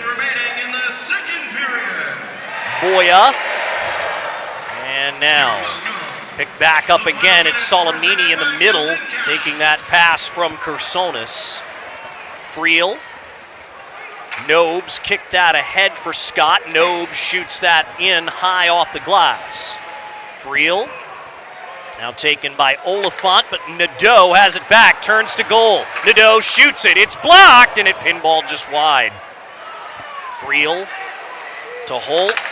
Jurasevich looking for a shooting lane. The shot ticks off bodies and wide. Holtz and DeBoer battling for the puck. Lipinski lays that down, but it's Oliphant who grabs it. Jurasevich takes it away. 10 seconds in the second. DeBoer loses to Friel, who shoots it in to kill off the rest of the period. Horn sounds. Josh Nadeau scores twice in the middle frame, and the Black Bears lead by 3 after 40 minutes. Okay, so after an uneven start to the period due to the back-to-back penalties, Maine found their game offensively, and thanks to Josh Nadeau, they came alive. He actually came close to scoring a natural hat trick in that period, in that last sequence that you saw where he cut to the middle of the ice. But Maine is rolling offensively and seems to have found good flow here in the second period. We will take a timeout. We'll come back and begin the Bangor Savings Bank second intermission report next. The Maine Black Bears lead the Holy Cross Crusaders 3-0 through 2 periods at Alfond Arena. This is Hockey East on ESPN+.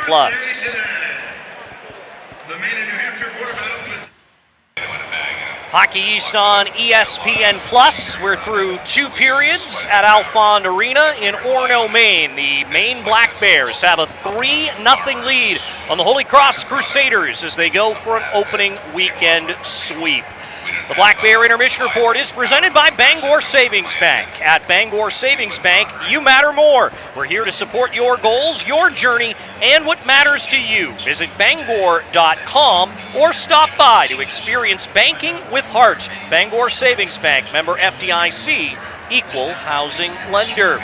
Alongside Mike Toole, I'm Jeff Mannix from our Twin City Tire and Service broadcast booth. Mike, Josh Nadeau getting on the board twice. Another important player to the Black Bears getting it done in the middle frame. Well, we've seen some balanced scoring. You got production from 3 different guys last night, and so far tonight 2 more. Lipinski in the first period, 2 goals in the second period by Josh at a time when they really needed them. They needed to get themselves back into the game offensively. Although they had the 1-0 lead, they were in danger of giving that up by taking those back-to-back penalties. But as the period went on, they found their game offensively, get back into the flow, and Josh Nadeau, a couple of really good shots there, a couple of really good goals. Came close to getting his third in that period. Let's take a look at our second period highlights as Maine came in with a 1-0 lead, but they had to kill off a couple quick Holy Cross power plays. Yeah, there's Oliphant that got the nice shot there from the right wing circle.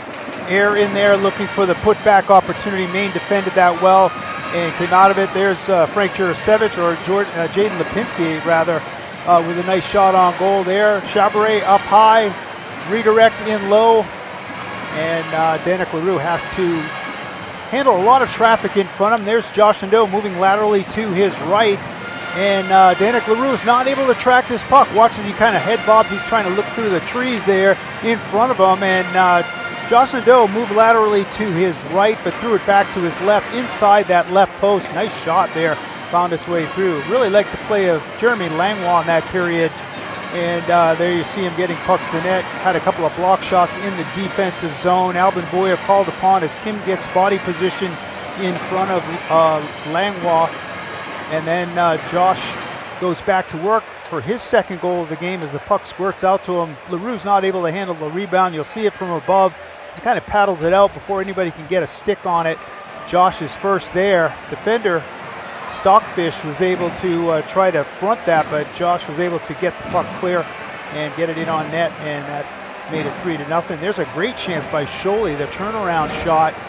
And so offensively, Maine had a lot going on in that period, even though, as I look at the scoreboard, shots on goal are favoring Holy Cross 17-12. So Holy Cross, as I said in the first period, playing a much more determined game and bringing more energy. Maine somehow, though, is finding their way to getting more shots through. As you look at the stat sheet there's this shots on goal. The shot attempts favoring Holy Cross too, 44-39, but the story of the game is the chances that Maine has gotten, they have buried. Yeah, they most certainly have. Love to see 20 blocks out of the Maine defense through 2 periods. Yeah, too. I think 3 or 4 of those are Langlois. I mean, the guy's done a good job of getting into those shooting lanes. They all have, and so that's important. And it's the willingness to pay the price and do the dirty things that win hockey games. And we've seen that here from Maine in this really in this first 2 periods. As the Bangor Savings Bank Intermission Report continues next, we'll have Coaches in Cars brought to you by Quirk Auto Park. The longtime field hockey coach, Josette Babineau, rather, will be the focus of Coaches in Cars next. This is Hockey East on ESPN+.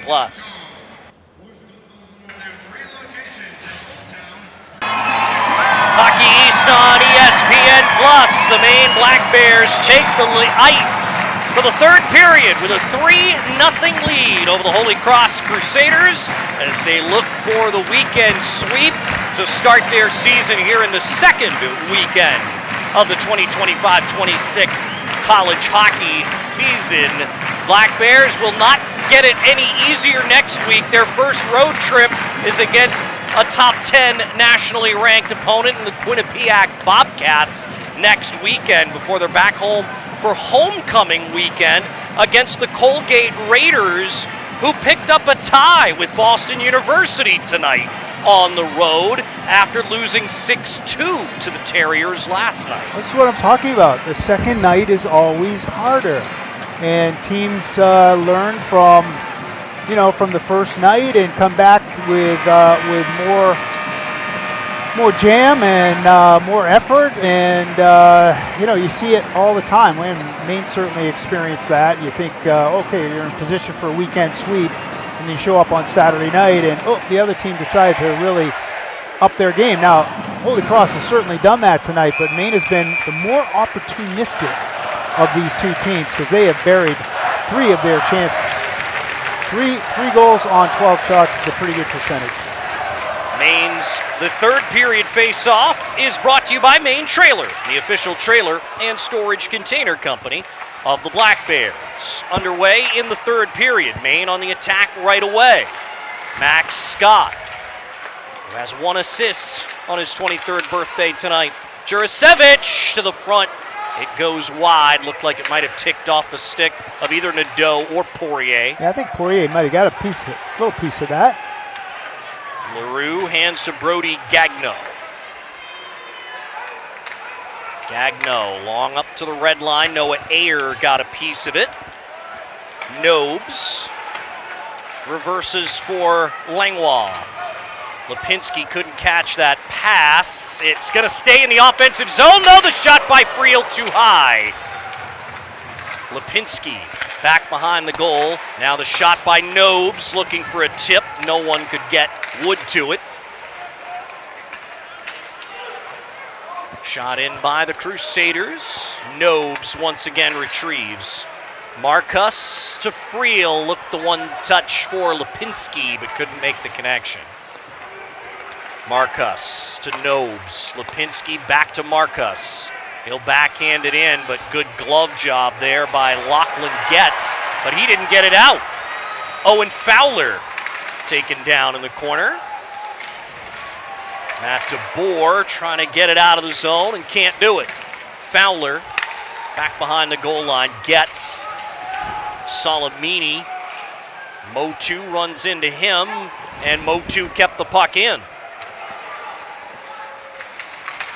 Holy Cross finally gets it out. That was about a minute of sustained offensive zone time for Maine, and now we'll get a whistle as Ty Gagnon's shot is blocked out of play by Simon Motu.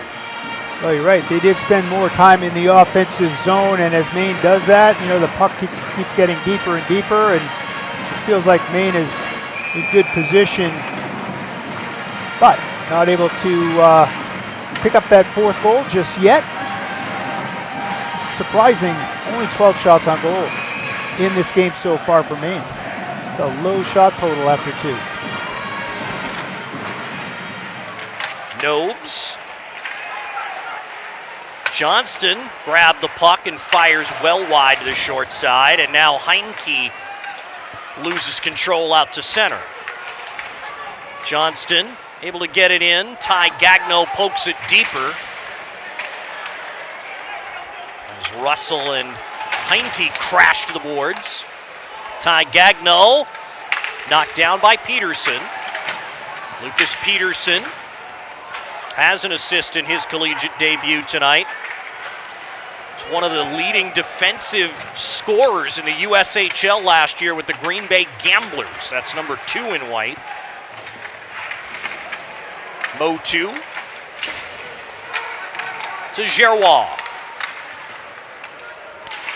And Nobes taken down by Air there. LaRue hands to Oliphant. Pass intended for Stockfish got deflected. Motu back to get it, but it's Connor Welch picking it up.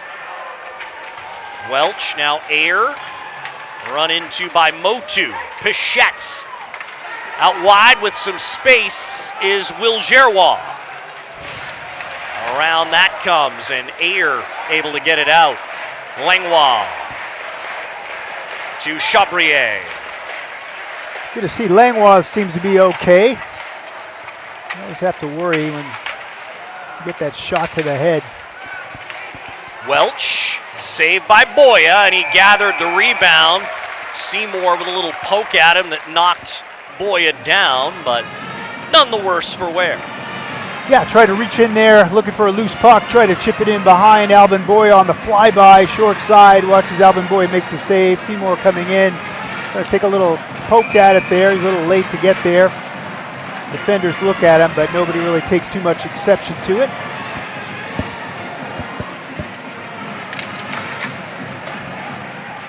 Holtz to Jurasevich. Troutwine shoots back in. Here's Holtz. Nadeau up to one touch it, but didn't have anyone skating onto it. Scott gets there and gets it out. Troutwine to it first. He bounded it back in. It's Holtz with the puck now. Brandon Holt got it in. Troutwine back to center. And Motu has possession. Motu up the glass. Poirier doesn't get it very far in. Now Josh Nadeau once more. Johnston loses to Lipinski. Lipinski didn't have much help though, and Holy Cross takes the puck. Now Friel keeps it in, backhands down low as Marcus was there uncovered. Marcus to Motu, and he put that right onto the stick of Connor Welch, who shoots back in. Langlois. Jeremy Langlois got it off the glass. Owen Kim has it, turns to goal to Gagno on his backhand. Welch stopped by Boya. Dangerous play. Welsh, good job getting it over to Gagno, but he's got to make an adjustment. He elects to dish it to Kim in the slot area as he's rotating to a dangerous area. There's Kim over to Gagno. Now it's not on his tape exactly. He tries to go back to Welsh for a better angle on the shot, and Albin Boya is able to save it, hang on as Kim converges on that net front. But dangerous play there. Maine gets a little confused in their coverage, creates a turnover, and 3-on-1 there for a second, maybe 3-on-2. Have to look at it again, but good chance there for Holy Cross. Charlie Russell through center, flips in on the backhand. Elias and Russell go to the boards. Owen Kim able to dive to get it out ahead of Lucas Peterson. Yeah, I think what we're going to see here in the early going, especially as Maine starts to play some ranked teams like next weekend against Quinnipiac, when things break down, you still have Albin Boya, probably the most important player that Maine has returned this season. They've got some good players coming back. We talk a lot about what they've lost offensively, but as long as you've got Albin Boya, I think you're going to be in every hockey game. Puck makes its way out of play, so we get a stoppage with 4:11 left in the period as Owen Fowler gets into it with a few members of the Holy Cross bench. We did find out last year if there is a scrum and he is on the ice, Owen Fowler is likely a part of it. 100%. He's a world-class trash talker and agitator, sandpaper guy. Has skill, as we've seen. He scored some important goals, especially in the playoffs last year. Yeah, Hockey's all-tournament team selection last season.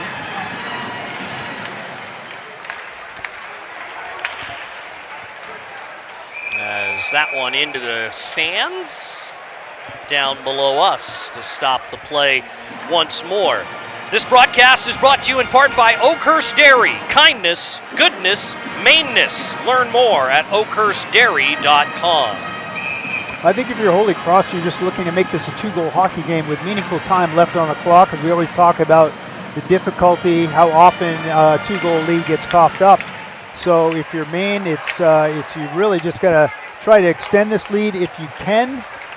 And if they eventually do score, you're hoping that it's with not enough time on the clock to be able to do anything dangerous with it.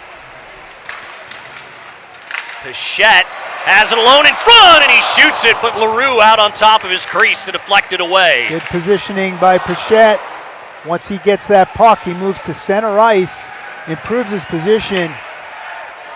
Seems like he's got another step up in his game.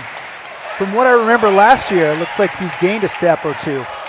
Holtz pursued hard by Air. Holtz weaving through. Nadeau will try to get the puck. Back behind the goal line again. Nadeau goes back there and pops it free for Poirier.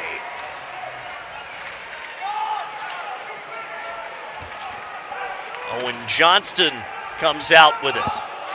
And Kersonis back to neutral ice. Air in his skates. And Kersonis a little ahead of Salamini. Nice escape by Motu. Fought off the forechecker with one hand. With the other hand, the top of his stick just turned and headed up ice. Nice work in the defensive zone to get possession and then get a good out. He got a break in the action. 12:45 left. Maine leads by 3. It's Hockey East on ESPN+.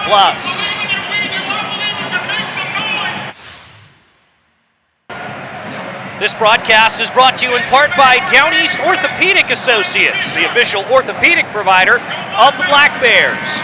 And tonight's game is brought to you by Pepper's Landing. Check out their lunch, dinner, and gluten-free menu at pepperslanding.com or stop by one of their 3 locations in Old Town, Brunswick, and Ogunquit. If you remain 12:45 to go, you just want to play a simple, smart game. Don't do anything foolish. Make simple plays. Get it down ice when you have the opportunity.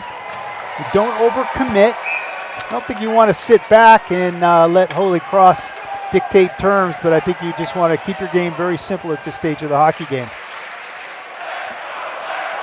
First period goal by Jaden Lipinski and 2 second period goals by Josh Nadeau have Maine in front 3-0 on Holy Cross, going for a weekend sweep against the Crusaders. This is the 8th all-time meeting between Maine and Holy Cross. Holy Cross won the first 2 back in the 1977-78 season, but Maine's won all 5 since, and now a penalty, it appears, against Kersonis for the hit after the whistle. Yeah, he took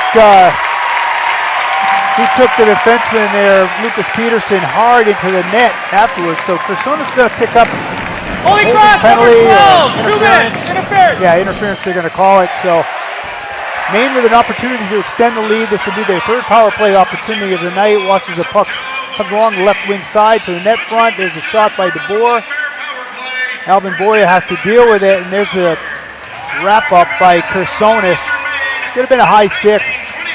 Caught Peterson up high, dropped him to the ice awkwardly as he went to the net front, kind of deposited him into the net behind Boya. So the referee's going to say that's interference. True enough, and Maine gets their 3rd power play opportunity of the night. And the power play is brought to you by Versant Power, powering communities in northern and eastern Maine since 1924. And the Crusaders are able to quickly clear. Boya out to his hash marks to get it. Marcus to Russell. Charlie Russell rims around. Sholey didn't pick it up. And Holy Cross clears again. Yeah, not a good zone entry. You see what happens. You got to get it over the line, get into your setup. 30 seconds gone in the power play. Russell tried to bank it off the glass, put that one in the lap of Holy Cross's backup goalie tonight, Loudon Hogg. And he flips it to a fan right next to the Holy Cross bench. That's a memory. That's what a good backup goalie does. Try to win some fans over, and you know. A lot of backup goalies are good at that. Sure.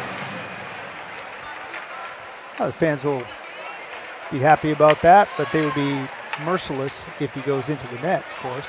As he did last night in relief of Connor McKenzie.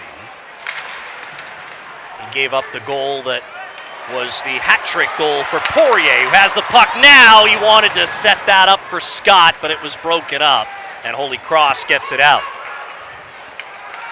Brandon Holt, Maine's top power play unit, is on the ice. Nadeau. Max Scott, hard around, Nadeau has it. Nadeau to Holt. Scott, Nadeau, wrister, save LaRue, and he is able to hang on. Well, Holy Cross is not in bad shape defensively, good structure, but they allow Nadeau to get free in the middle of the ice. Nobody comes to him. He's got time and space. Watches Holt with the puck. Dishes it off to the left wing side. There's Nadeau. Nobody's on him yet, and he's got time and space to make a good shot with his head up. He's looking to go left post, just inside, and LaRue's able to make that save, but Josh Nadeau looking for a hat trick. Holt scores! Might have been tipped on the way, but Maine has their power play goal, and they're up 4-0. I think we've seen that play before, except it was Harrison Scott who won the draw last year. This time it's Max Scott on his birthday, wins the puck cleanly back to Brandon Holt. Holt is so good at wiring pucks. He moves a little bit laterally to his right, and that finds the lane through, and it beats LaRue short side, I believe. We'll get a look at it from above. And there's Thomas Friel once again. Great tip. Providing a screen. Did he get a piece of that? He did. Looked like he did. So it's actually going to be Thomas Friel from Brandon Holt and Max Scott. That puts Maine up 4-0, clearly in the driver's seat. First goal of the season for the Black Bears co-captain Thomas Friel, and big surprise, it's on the power play. He had 8 power play goals of his 11 last season. That was second most in all of Hockey East and one of the leaders in the country. Well, it's little things like that win hockey games. Your willingness to go to the battle area, battle it out in the jungle in front of the net. Ooh. That was dangerous there for LaRue as he tried to just kind of stick that one in towards his crease, almost put it underneath himself. Yeah, got it on the backside of that paddle, almost funneled it into his own net. So, a good chance there as we'll take another look. Yeah, you just see the very end of it, but awkwardly played by Danik LaRue with his paddle and hit it on the underside of it and just kind of came right in on him. So fortunate that that didn't sneak in behind him, because that certainly could have. Face off to LaRue's right. Made some big saves, but he has given up 4 goals on only 14 shots against tonight.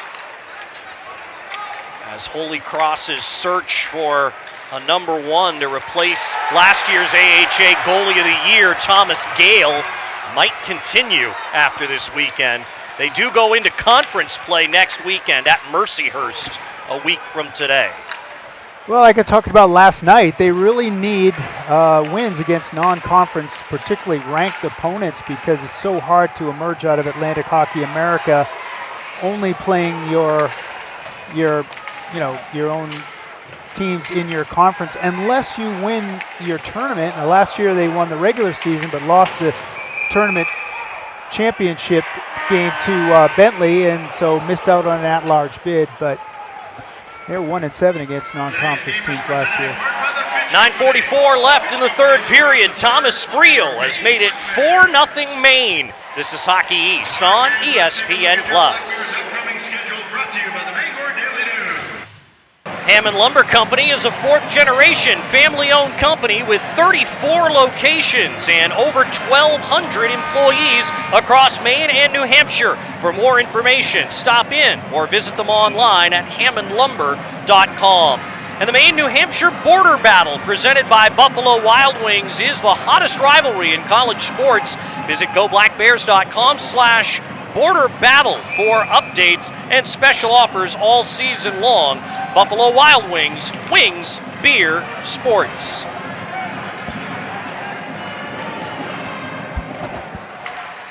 Face off at center to get us back going.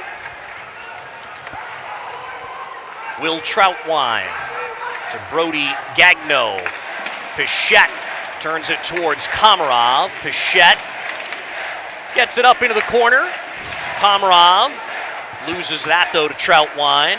Jurasevich pinches to allow for pressure on Solomini, and that puck just makes it over the glass. Another souvenir for a fan down in the first row.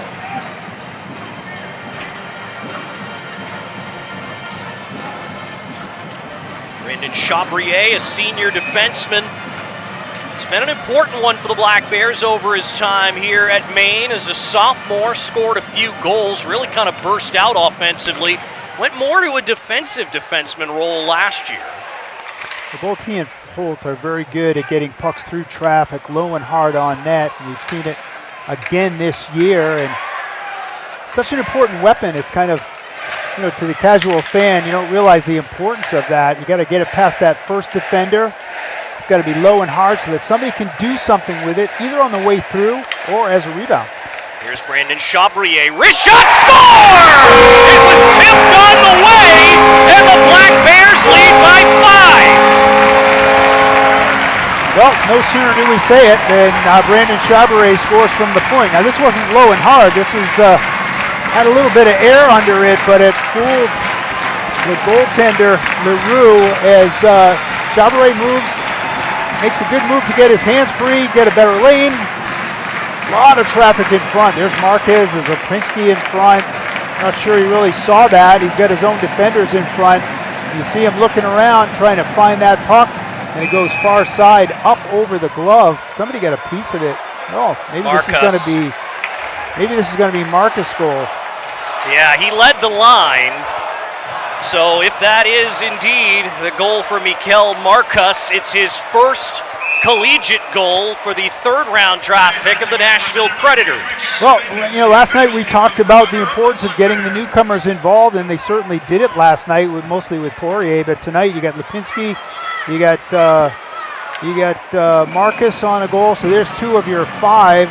And you got 2 from Josh Nadeau and 1 from Mr. Power Play himself, Thomas Friel. Is indeed going to be the first of the season for Marcus. Joined the Black Bears from the Lethbridge Hurricanes in the Western Hockey League. And a hand pass called here with 8:31 remaining in the third period. Black Bears being outshot 20-16 unofficially according to the board right now, but they lead by 5 goals. Yeah, I mean, they're leading in the most important category there is, and that's actual goals. But you're right, 20 shots on goal for Holy Cross, only 16 for Maine. It might kind of makes me wonder if this is a little behind, but yeah, I mean, not a ton of shots, but quality, and they've made, they've made the most of the opportunities that they've had, and that's really been the difference in this hockey game. Another false start on this face-off. Kim against Scott. And Maine controls another one. Josh Nadeau from the neutral zone, just missed. Poirier.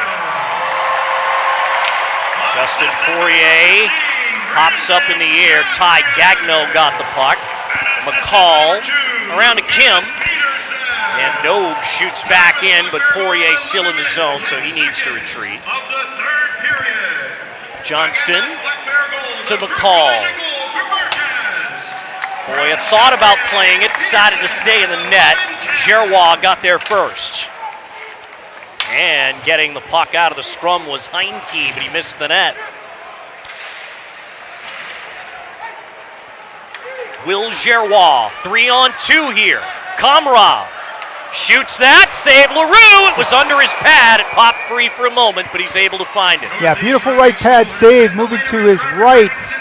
Really thought that puck was going to bounce up, but it kind of went under his pad. He kind of trapped it underneath the pad and watches the shot by Komarov. This is a well-placed shot. Watch the right pad flash out, and the puck's right there for LaRue to gobble up. No rebound, but looked like there might have been one there for a second. Well-placed wrister by Komarov. And we'll have to do the face-off again.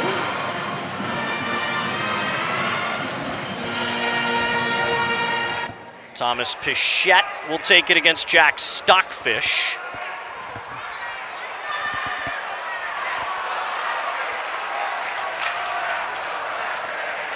Oliphant to Brody Gagno. Zipped up ahead to Ayer. Oliphant throws it wide. I think he was hoping for a tip from Stockfish at the back post. Here comes Komarov. Finds Motu jumping into the play, but Stockfish able to poke it away. Here comes a shot that misses by Jack Seymour, and Komarov back the other way. Gagno, Brody Gagno got it back to neutral ice. Seymour sends back in. Peterson couldn't find Fowler. Russell to Fowler. Troutwine. And now Brody Gagno shoots in, but he was behind the red. That's an icing. Yeah, I think the other thing, Maine, you want to, another objective is to work hard to earn Alvin Boya his first shutout of the season. I know the guys, you know, when you get this stage of the hockey game, you're not really talking about it, but you see the effort, and you want to limit opportunities and help your goaltender as much as you can, because he certainly has helped them at key critical junctures of this hockey game and every other one that he's played in. Chabrier holds in on the backhand at the left point. Scholey, side of the left circle. Chabrier. Peterson. Down low for Charlie Russell. And now with it is Welch. Chabrier. Back on it again. Owen Johnston. Peterson gets it back to neutral ice. Russell could be a 3-on-1. The trailer, Scholey. It's broken up by the dive of Quinn McCall. Back out front, though, paddled down, and that allowed LaRue to smother the chance. Yeah, McCall really laid out and prevented this from becoming a lot more dangerous than it turned out to be. Prevented that puck from going back, and good opportunity for Maine, 3-on-2. You can see the very end of that play, but they had the numbers, and they had Holy Cross backing off, and it looked like a really good chance, but excellent defensive play there. Yeah, that Fowler, Scholey, Russell line is the only one that has not produced a goal this weekend for Maine. Well, not for lack of trying and lack of opportunity. And they've created their own opportunities. It'll come. You can see it. Jurasevich. Marcus.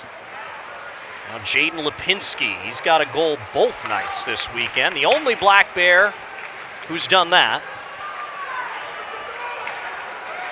Marcus. And stepping up is Holtz. Lipinski. Frank Jurasevich gets it deep. Brody Gagno to Stockfish. Jack Stockfish over the red. into the Maine zone. Stockfish behind the goal. Stockfish still on his backhand. Poked away by Nobes. Race for the puck. Pichette. Nobes doesn't get a shot, but he does earn Maine a power play. On the back check. Yeah, this is going to be Lachlan Getz. Gets into the kitchen of Bodie Nobes. Good job by Nobes to follow the play, jump Holy up into the cross play. number 2-minute minor for hooking. Yep, once again, all you got to do is lay that stick on somebody parallel to the ice. You're going to pick it up every time, especially in a scoring position like that. Opportunity, I should say. Maine with another power play opportunity, up 5-0 when we get back. It's Hockey East on ESPN+.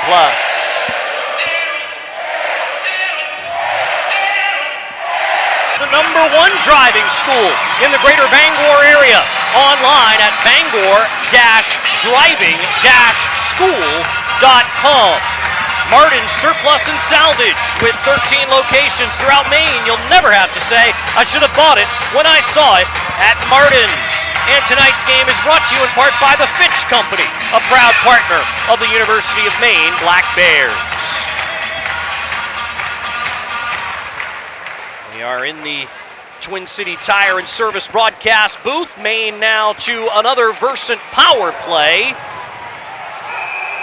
Versant Power, powering communities in northern and eastern Maine since 1924.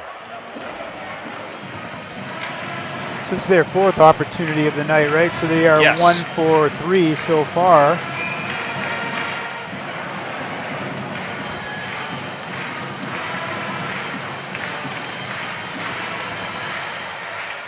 Brought in here by Josh Nadeau. This is power play unit 1 for Maine.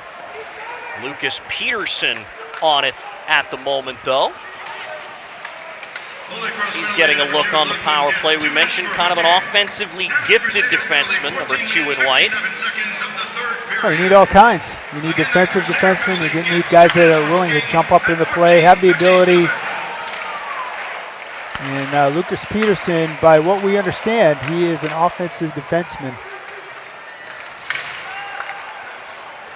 In fact, during the exhibition game down in Brunswick at Bowdoin College last week, we saw him actually lead off the shootout takers for the Black Bears. He did not score, but he was the first chosen by Ben Barr to take a shot. Well, you don't choose your first shooter as a defenseman unless you know the guy's got some hands and some finish. Another 42 seconds on the Black Bear power play. Miguel Marcus, who was the latest goal scorer for Maine, taken down. Seymour tries to shovel it in front. Thomas Friel has the puck.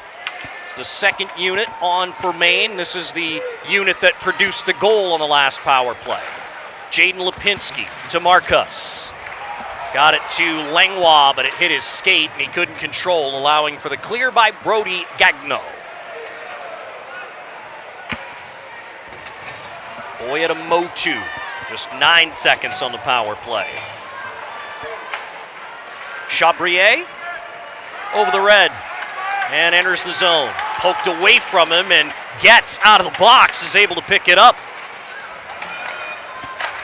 Chabrier, under 3 minutes left now. Brendan Chabrier, hard around, and it's quickly cleared by Holy Cross. Doesn't have enough on it for icing. Chabrier to Pichette. Will Gerrois. Backhands around. Pichette. Cut off by Oliphant, and Johnston takes the puck. Got some great hockey names on this squad this year. Langlois, Gerrois, sure do. Poirier. Wow. 2:23 remaining now in the third period. There is Jeremy Langlois, you saw on your screen moments ago. And let's not forget Nadeau. Absolutely. A lot of players from Atlantic Canada and Quebec have made their way to Maine. Well, it didn't take long for teams to start the train to to the U.S. colleges from the Q and other major junior hockey leagues. So that is a trend that's going to continue at the expense probably of junior hockey in Canada. I mean, I don't know how that's going to play out, but if you're a team like Maine, I think you're going to get your fair share of players. And Maine will take a penalty as Noah Ayer hooked down by Sully Sholey. Got 1:58 left. You want to kill this off. Again, you want to help Alvin Boyer earn that shutout. 2 minutes holding. It's going to take a little extra effort because they're going to have to kill off a minor penalty to Sholey here in the last 2 minutes. So Holy Cross gets its 5th power play of the evening. 0 for 4 thus far. And our 0 for the season thus far. 0 for 11 total. Crusaders win the draw. It's Oliphant to DeBoer. Stockfish tried it from the tight angle on the backhand, didn't work out. Salamini slides behind the goal. DeBoer. High off glass, Friel is first to it. He'll send it around the kick plate and all the way down. LaRue. Holy Cross will spend the remainder of regulation on the power play. Motu gets there, still has the puck. Looking for Pichette. It comes free to Komarov. Over the red. Komarov shoves his man away, drags around and scores! Short-handed goal! Oscar Komarov to make it 6. What a play by Oscar Komarov. Puck possession, he just gets it over the red line, then over the blue, takes it wide, gets the defender to commit, just goes out around him, watches he comes up with the puck in the middle of the ice here, the turnover, and now he is off and running. Well, that's the penalty from before, so we're showing the wrong replay there. But what a play by Oscar Komarov. Does the wraparound, goes all the way around the other side, tucks it far side, makes this a 6-0 hockey game. So just adding further misery to the Crusaders' night here. McCall shoots it deep. And now, trying to clear is Fowler. Knocked down by Langlois. He's hooked. Ben Barr wants a penalty and won't get it. Maine gets it out anyway. Elias. Shot in by Seymour. Boya. Hands off to Langlois. That's just a pure hustle play by Komarov. Just desire, effort. Komarov again for a shorthander. Komarov spun away from the puck. 10 seconds to go. Maine's got it again. Komarov saved by LaRue. Ayer takes the puck. Funny bounce off the You can mark it 0 for Alvin Boya and mark it a sweep on opening weekend for the Maine Black Bears. Well, just a good solid effort for Maine. Unusual to get outshot and win 6-0, but that's exactly what they did. Holy Cross came tonight with a much, much better effort, gave Maine all that they could handle, but Maine buried their chances, very opportunistic, took advantage of what was given them, and made no mistake in win this one going away. And the icing on the cake was the goal by Komarov. He gets rewarded for the hard work, and he's a guy that I talked about a lot last year. I like his game, and it's a real confidence booster. When you score a goal like that, you're going to just feel really good about yourself, and we'll see that carry over into subsequent games here as this season rolls along, I'm sure. So that will begin our Bangor Savings Bank post-game show. Black Bear post-game show is presented by Bangor Savings Bank. At Bangor Savings Bank, you matter more. We're here to support your goals, your journey, and what matters most to you. Visit Bangor.com or stop by to experience banking with heart. Bangor Savings Bank, member FDIC, equal housing lender. So last night it was a 5-2 win to start the season for the Maine Black Bears. Tonight they're outshot, but it does not matter in the end as they win by an even more lopsided score, 6-0 tonight. There's all sorts of ways to win hockey games, and this is the unusual one where you get outshot and not only outscore, but way outscore your opponent 6-0. And they just did what they had to do. They took advantage of what was given them and did enough defensively to earn the shutout for Alvin Boya. So the Black Bears will start the season 2-0 and are going to hit the road next weekend. We'll talk about that in a little bit. But Alvin Boya, you see him there leading the victory lap line. He is one of the most favorite players of a lot of fans here in Maine, and Maine hockey fans everywhere for that matter. But Goalie U looks like they've produced another good one. It's incredible. You think about all the guys that have come through here, from Jimmy Howard to Jeremy Swayman, Ben Bishop. It's been one guy after another, and this looks like Alvin Boya is another in a long line of high-quality goaltenders. And we talked about this last year, I credit Alfie Michaud. I mean, Alfie is the guy that is coaching these guys up. No slouch in goal himself back in the day, as we know. And it's really just produced amazing results for this Maine Black Bears hockey team. And goaltending is where you start to build your team defense. You build it from the goal line out. And they just play with so much confidence when Alvin Boya is on his game. And I am hard-pressed to remember a game where he hasn't been on his game. So just another example of it here tonight. On the Holy Cross side of things, they've now started the season 0-3. They are going into their first AHA game of the season next week on the road at Mercyhurst. I know Bill Riga really wanted to challenge his team at the start of the year. That's why he scheduled road games at Northeastern and Maine for the first 3, but still definitely some work to do for Holy Cross. Well, I think, that's the way to do it. Nobody's really, gelled yet, and it's a good chance if you can pull your game together enough. It's a good chance to catch some of these high-powered teams before they're able to hit their stride. And I think we saw that with Maine a couple of years ago. They secured some big non-conference wins early in the year, and that sets you up to be in the discussion and in the national rankings.